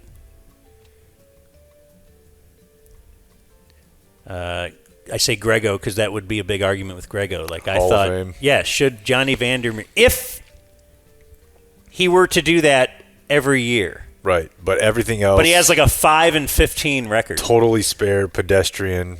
But once a year, but he would do 2 consecutive no hitters. Yeah, put him in. That's cool. Like So it's 5.9 again, ERA. He's going to be a 5-15, 5.9 ERA. Fucking He's barely going to eat 100 innings for you. Yeah, but now that we're smarter with sport, wouldn't you throw him, and if he gives up a hit, you pull him right away? Yes, simple. And just wait for for the but time you start him every he's 5 able to get days. through the middle of the first Start him inning. every day. It doesn't matter. Then when he does pitch a no hitter, can you imagine the sellout crowd for the next Dude, game? yes. Well, then you sit him until the playoffs. That's so stupid. Okay. You just wait. Do you kind of hold him till Game 7? Absolutely. Absolutely. It's a guaranteed win. Yes. The poly markets That's the dumbest thing I've ever heard. But back then, they were just like, yeah, sure. Throw your 9 innings. See you tomorrow. On this day in 2008, it was Tiger versus Rocco Mediate at the U.S. Open, the playoff. Another Joe golfer. Yeah, they're probably somewhere in there. Dude, his name's Rocco. Come on. Jake, on this day in 2015, Rachel Dolezal resigned as president of the NAACP's Spokane chapter. Yeah, the vibrant Spokane, Washington chapter of the NAACP. Yeah. She's on OnlyFans. What's that? You heard me. Really? Yeah. How do you know these things? On this day in I can show you. Oh, this is another Jake one. On this day in 2018, someone named Renee Boucher, don't know if this is a man or a lady, named Renee, because the story is that they were a neighbor of Senator Rand Paul. Oh, damn, son. This is one of my favorite stories of all time. This came up in a conversation the other day. You tell the world why this person was sentenced to 30 days in prison. Okay, so I'm sure some of the details are disputed by each sides of the political aisle, but because I think this guy was probably like a Democrat. He was a guy who lived in the neighborhood that Rand Paul lived in. But like old men do, they had developed a beef over landscaping and where their property lines ended and began and who was responsible for what leaves. And this guy had blown a bunch of leaves over onto Rand Paul's yard, and then that Rand Paul blew them back over onto his yard, and then the guy attacked him. And, like, they fought in the yard, like, on the leaves. And this guy, like, fucked him up. 2 old men? Yes. Like, old senator, I mean, one of them. The other one's just a guy who lives in a rich neighborhood in D.C. And he, like, broke 5 of his ribs, and the other guy got messed up too. The guy who got 30 days. Like Rand Paul jacked him. They beat each other up over. It was a better fight than anything we saw last night. Way better. And they were both really into it. Could you imagine? Know? And that's what I swear to God. There's some backstory of like they didn't like each other, but a lot of it was over this. Like they had neighborhood beef, and eventually the guy was like, "I've had enough. I'm gonna go attack a sitting senator in his front yard." It's very funny to me. So it is June 15th, this day in Dumb Zone history. I have a lot if we have time. Where are we going to go? You guys canceled Bowling. the QBR. Bowling is plenty of time. Hey, you guys want to toss the pill around? I actually will throw with you. I brought my mitt. Let's do it. In 2020, Dan told us why he had to lie about leaving radio when he moved out of Dayton. Because you moved out of Dayton for the job at the ticket, but you told the radio station you were getting out of radio. Mm-hmm. Because there was a previous program director who was going to move to Miami. He got a big offer in Miami, and the Dayton radio station denied it. The radio host from my slot previously. Okay. Yeah, had a big gig. Like for $200,000. Back then? And they said no. That's insane. And they said no because you're under contract. They called the... Yeah, so I'm like, if these are the kind of people I'm dealing with, I have to lie. Yeah, and like we've joked about this before, and like I get some level of the non-compete thing, but the KT one really did always bother me at our place. Like KT was a weekend producer making $725 with no path to like regular work. Yeah, was he even getting 10 hours a week on the payroll? If that. And we were both, we were weekend 6 to 10 hours, $725, and he got a full-time job offer at the Fan. And I swear to God, if that were his boss, I'd be like, that's cool.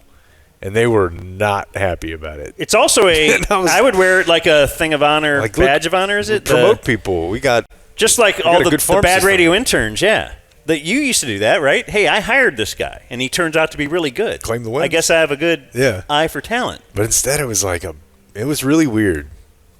It was really weird. Look, when you got a chance to go produce Elf and Slater, you dive at it. That might. Well, that's also a real weird one too. It wasn't Elf and Slater, was it? No, it was Ben Skin. That was Roy. But the Elf thing has always baffled me too, because it's like I'm going to hate KT forever and never allow him, like, to even think of applying for a job here, let alone I'll talk to him. But yeah, Elf went up against us on this. Went up against you. Me and Bob. Yeah, specifically. Said bad things about us publicly, me particularly perhaps, because he was on the list of 500 that figured he should have been co-hosting with Bob instead of me. More on that tomorrow. Oh, really? Well, the Coop fight. Oh, okay. He's on the list. Yeah, everybody's on the list. Well. Anyway, publicly, like, bashed the ticket and said what we were doing sucked and all that, and then he's back working there as if, hey, this is great. And that's the way it should be, though. I'm not bagging on that. That is the way it should be. He's a good friend. You knew him previous. He got an opportunity to do a full-time gig. So he went and took his shot. Look, you think you're going to... A lot of people took shots at the old bad radio. No. It's true. But they failed in their endeavor, as did Michael Irvin before them, as did, whatever show was on. So now, then he comes back. That's the way you should. Hey, good job. You tried. Come back to the family here. Not, hey, fuck you, because you even thought of making more than $7 an hour. Yeah. It just seems it was always baffling to me. Then you also told the story of the program director that would time your return music because it couldn't go longer than 14 seconds, and he would sit in the studio with a stopwatch. Boy, I bet Dan took that well. I told you how I took it. Yeah. Just hard cut. Yeah, we would come back from break with it was the Return from Break song. 3, 4, 5, 6, 7. All right, welcome back. We're on the Dan McDowell Show, and it is, whatever. Some things never change. Jake, this was the day in 2020 when you told the story about how you couldn't find the block of Velveeta cheese at the grocery store. Yeah, that went mini vi.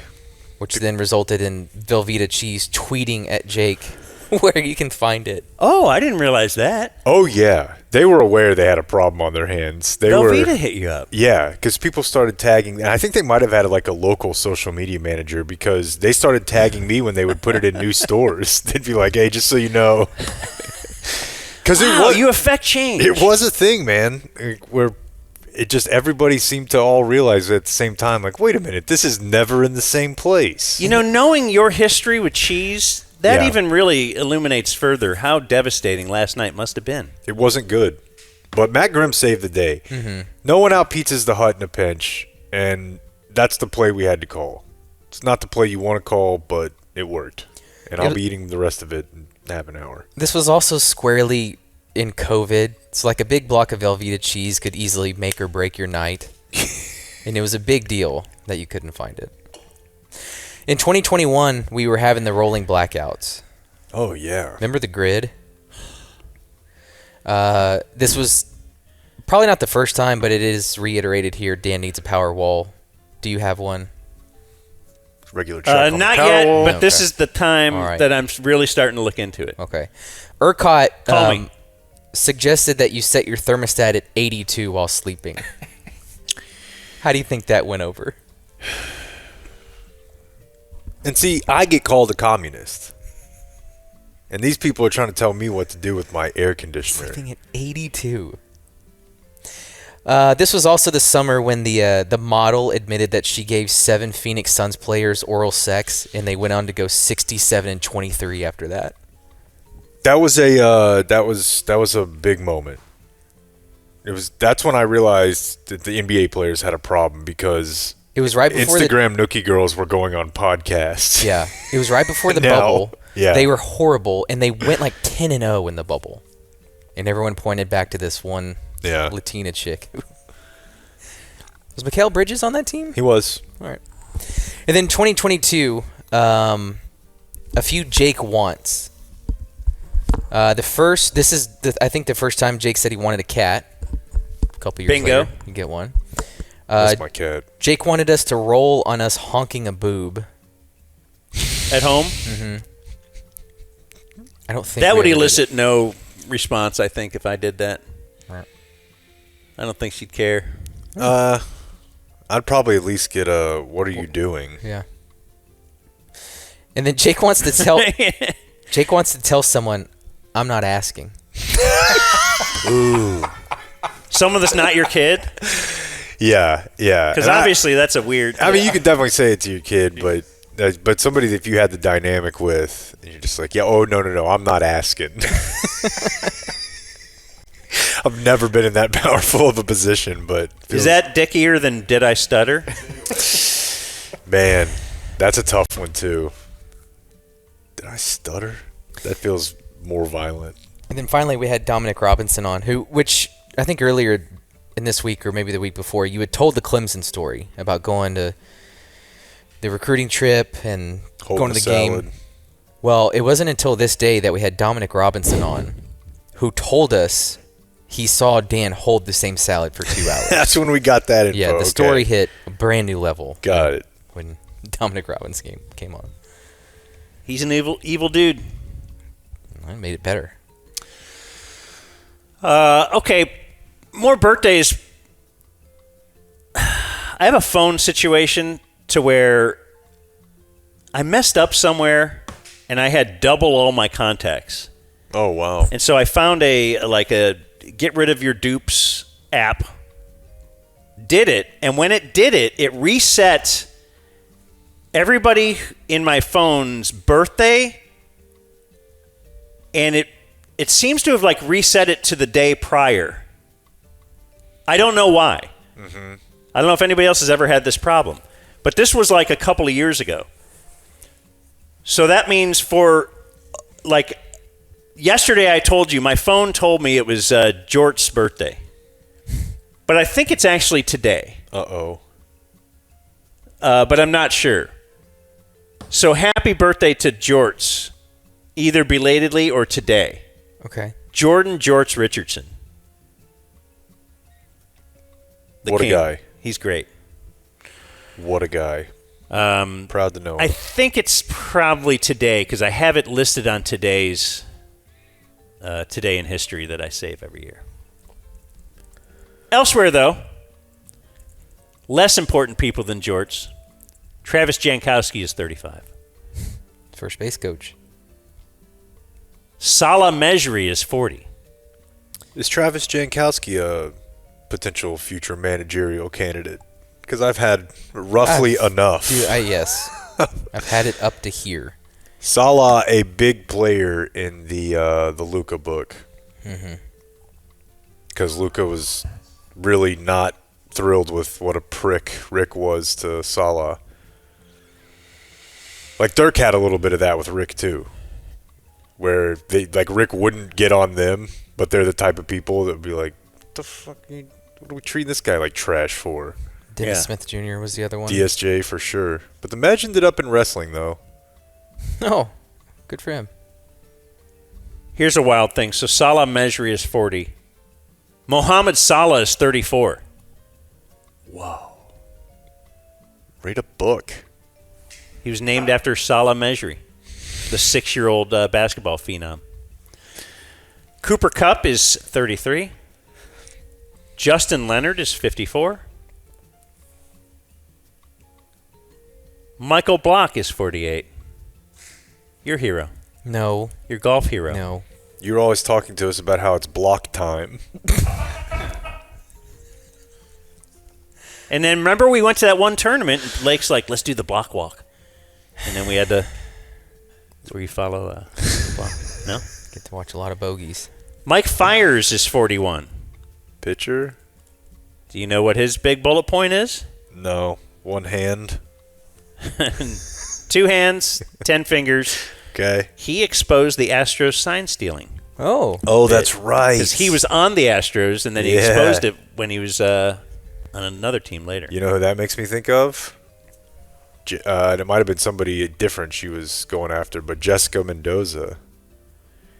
Because remember, she's a female analyst for ESPN, and she came on and was like, yeah, this guy's a narc. Like, I would want nothing to do. She basically Dave Blissed.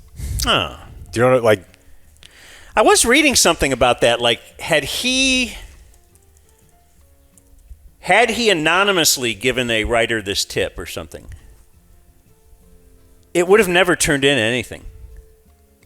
Right? Yeah, so that's what she was saying is like, oh, he should have just gone to MLB. Oh, or is he that should have from gone her? to...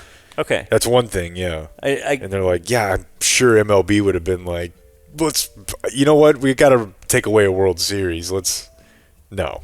You got to go to an independent. Andy Pettit is 54. A long story, but it's not that interesting. Mike Holmgren is 78. Kind of looks like a walrus. Mm-hmm. Tim Lincecum is 42. Hey, BMO, I love you. Wade Boggs is 68. Drank lots of beers on the cross-country flight, correct? Lance Parrish is 70. He's a former baseball player. I coach his granddaughter in softball. That's one way to make the list. That's right. That's how you can make the list. If you had a kid play for me. Dusty Baker is 77. Jim Belushi is 72.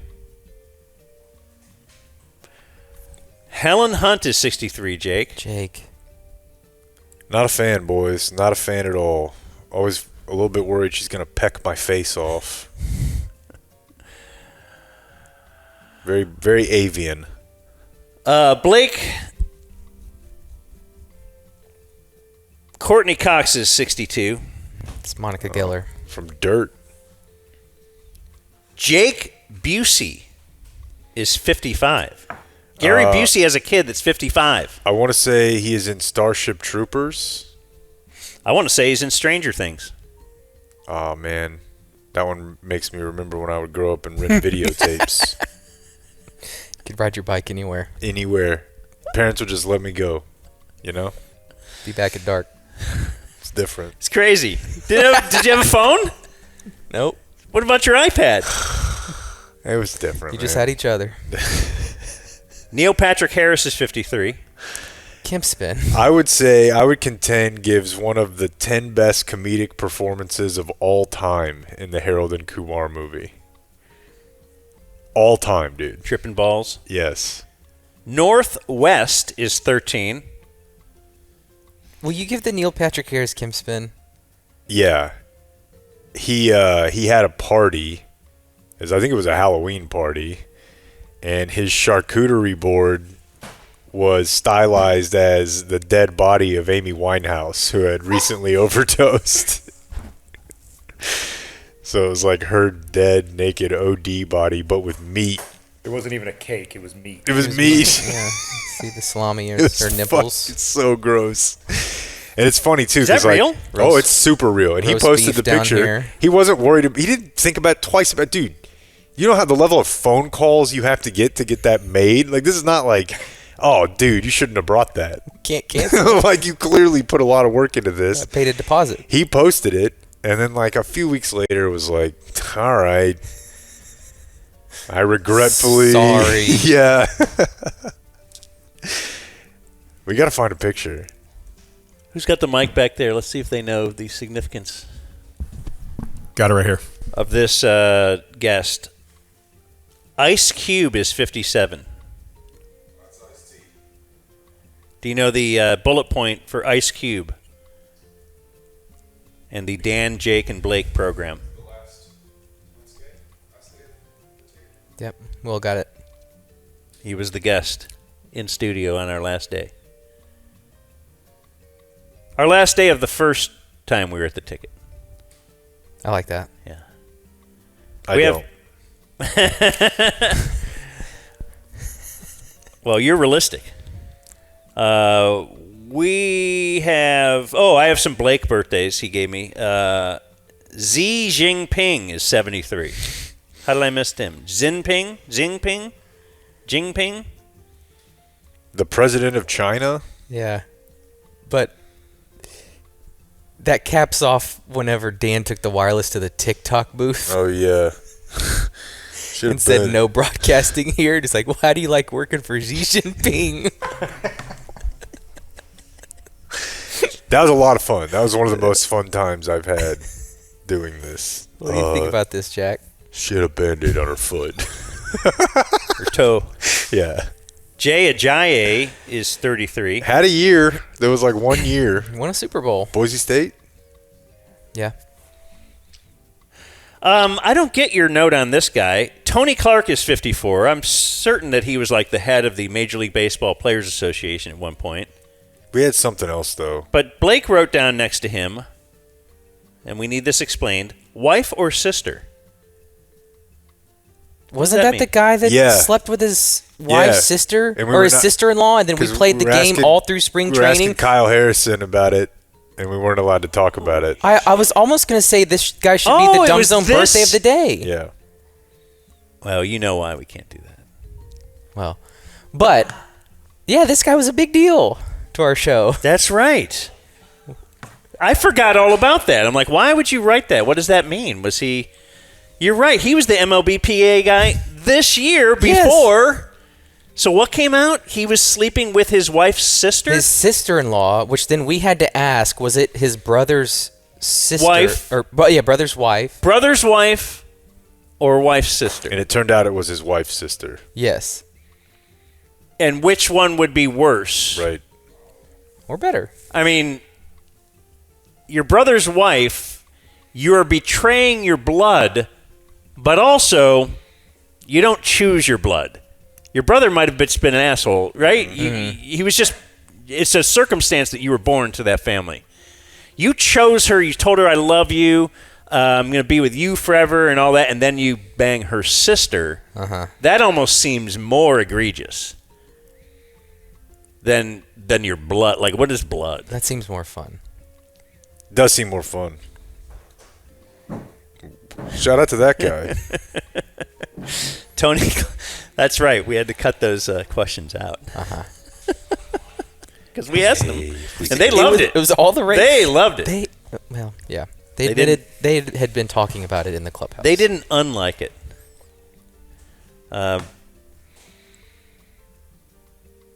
Dumb Zone birthday music. today. I don't know. I was going to say it must be. All right, I won't do the music birthday. Dumb Zone birthday of the day. This is obvious why we have chosen this. Oh, yeah. Okay. Leah Remini is 56. My queen. From King of Queens, also. Blake kind of has a verbal agreement. And one of us is not holding up their side of the bargain. She claimed that once she did get divorced that she would entertain the prospect of hooking up with Blake, and kind of this now she's ghosting you. Kind of this generation's Fran Drescher. Think about it. Whoa. Kind of annoying, but hey, you totally boner. She's not that nasally. Born on this day, now dead, Lisa Del Giancondo. She is the Mona Lisa. She's the person that was mid. Yep. When do you think she was painted? Era adjusted, though. When do you think she lived? 15. You're doing great. 30. Oh, wow. You're absolutely so perfect. So much later than that. 1479 to 1542. And hey! Born on this day now dead, Jim She could have Varney. seen the Nina and the Pinta. Yeah. Jim Varney. She did see the Pinta. Like, she took a little spin on the Pinta before its long voyage. Jim Varney, I can't believe I didn't recognize that that's him as Slinky Dog. But truly a transcendent character. Dead on this day, still dead. We got Choi Hung Hee. That's right. The founder of Taekwondo. Founder? When did he die? They hit like this. I hit like this. Oh, shit, dude. Is that a whole new thing? When did the founder of Taekwondo die? 800. The year 800? No. 1976. 2002? Wow. Yeah. He had like a DVD. Been around for a while. I would have thought that's what I was going with. Like it's just like I would have thought it was like Qing with dynasty of they did it in Shogun. Right. They did a little Taekwondo. No, it was probably invented in like Mississippi or something. Like, no chance. By a guy from Mississippi who changed his name to Choi Hung Chai. Seriously. And Casey Kasem also died. If I've got to do one more dedication. And that's what happened on this day in history. You could let me know. We have closing remarks, and they're brought to us by Frankel and Frankel. Who's going to hop on the mic here? Matt, you're not driving back, right? Yeah, I am. You're going to be the driver? Well, if you get in an accident. I'm at least driving to Arkansas tomorrow. We can tell that story another time. But, I just have one thing. Okay, well, first I want to just mention that if you do get in an accident, who would you call? I would definitely dial any area code in the Metroplex and all threes. See, when your phone doopied those contacts, easy money. Mm-hmm. It's all right there. You don't even need to remember this. 214-817-333-3333. Maybe you're taking road trips with the fam this summer. Danger is out there, waiting at every turn. CD, inclement weather? Insurance types. Well, yeah, I guess you can't sue the weather, though. But I'm just saying that could make for dangerous driving conditions. All of a sudden something happens. You get a personal injury and you need a personal injury attorney. Why not the best? Call the best. I got to get my guys. Frankel and Frankel. I haven't heard that name in a long time. All right, Matt Grimm has volunteered himself for closing remarks. Yeah, I have one quick thing. At about 10 p.m. Central yesterday evening, the Carolina Hurricanes won the Stanley Cup. Sorry. Congratulations to them. And at the same time, the Kodiak brown bear in Canada came out of its cave and saw its shadow, which begins the 6 long weeks until football season. We're close. 6 We're weeks. that close. Until training camp? Until training camp. That yes. works, though. That's football season. Then it's in the air. You know what I didn't know is that Rod Brindamore was the Carolina Hurricanes coach. Were you aware of that, Dan? No. That's just a hockey name from when I was growing up that I was very interested in. But enough about me. Listen, these Dallas teams need to figure out a way to be back in the playoffs. I didn't like this bit. You know? All right. Why are you yelling at me? Well, it just feels like the season ended forever ago. We're not doing the QBR? No. We are doing the bowling? Yes. All right. Okay. Adios, mofo. We gotta go before this becomes a zoo. See you guys for drinks later. Thank you for watching my video. Subscribe and type for my name if you want to watch more of my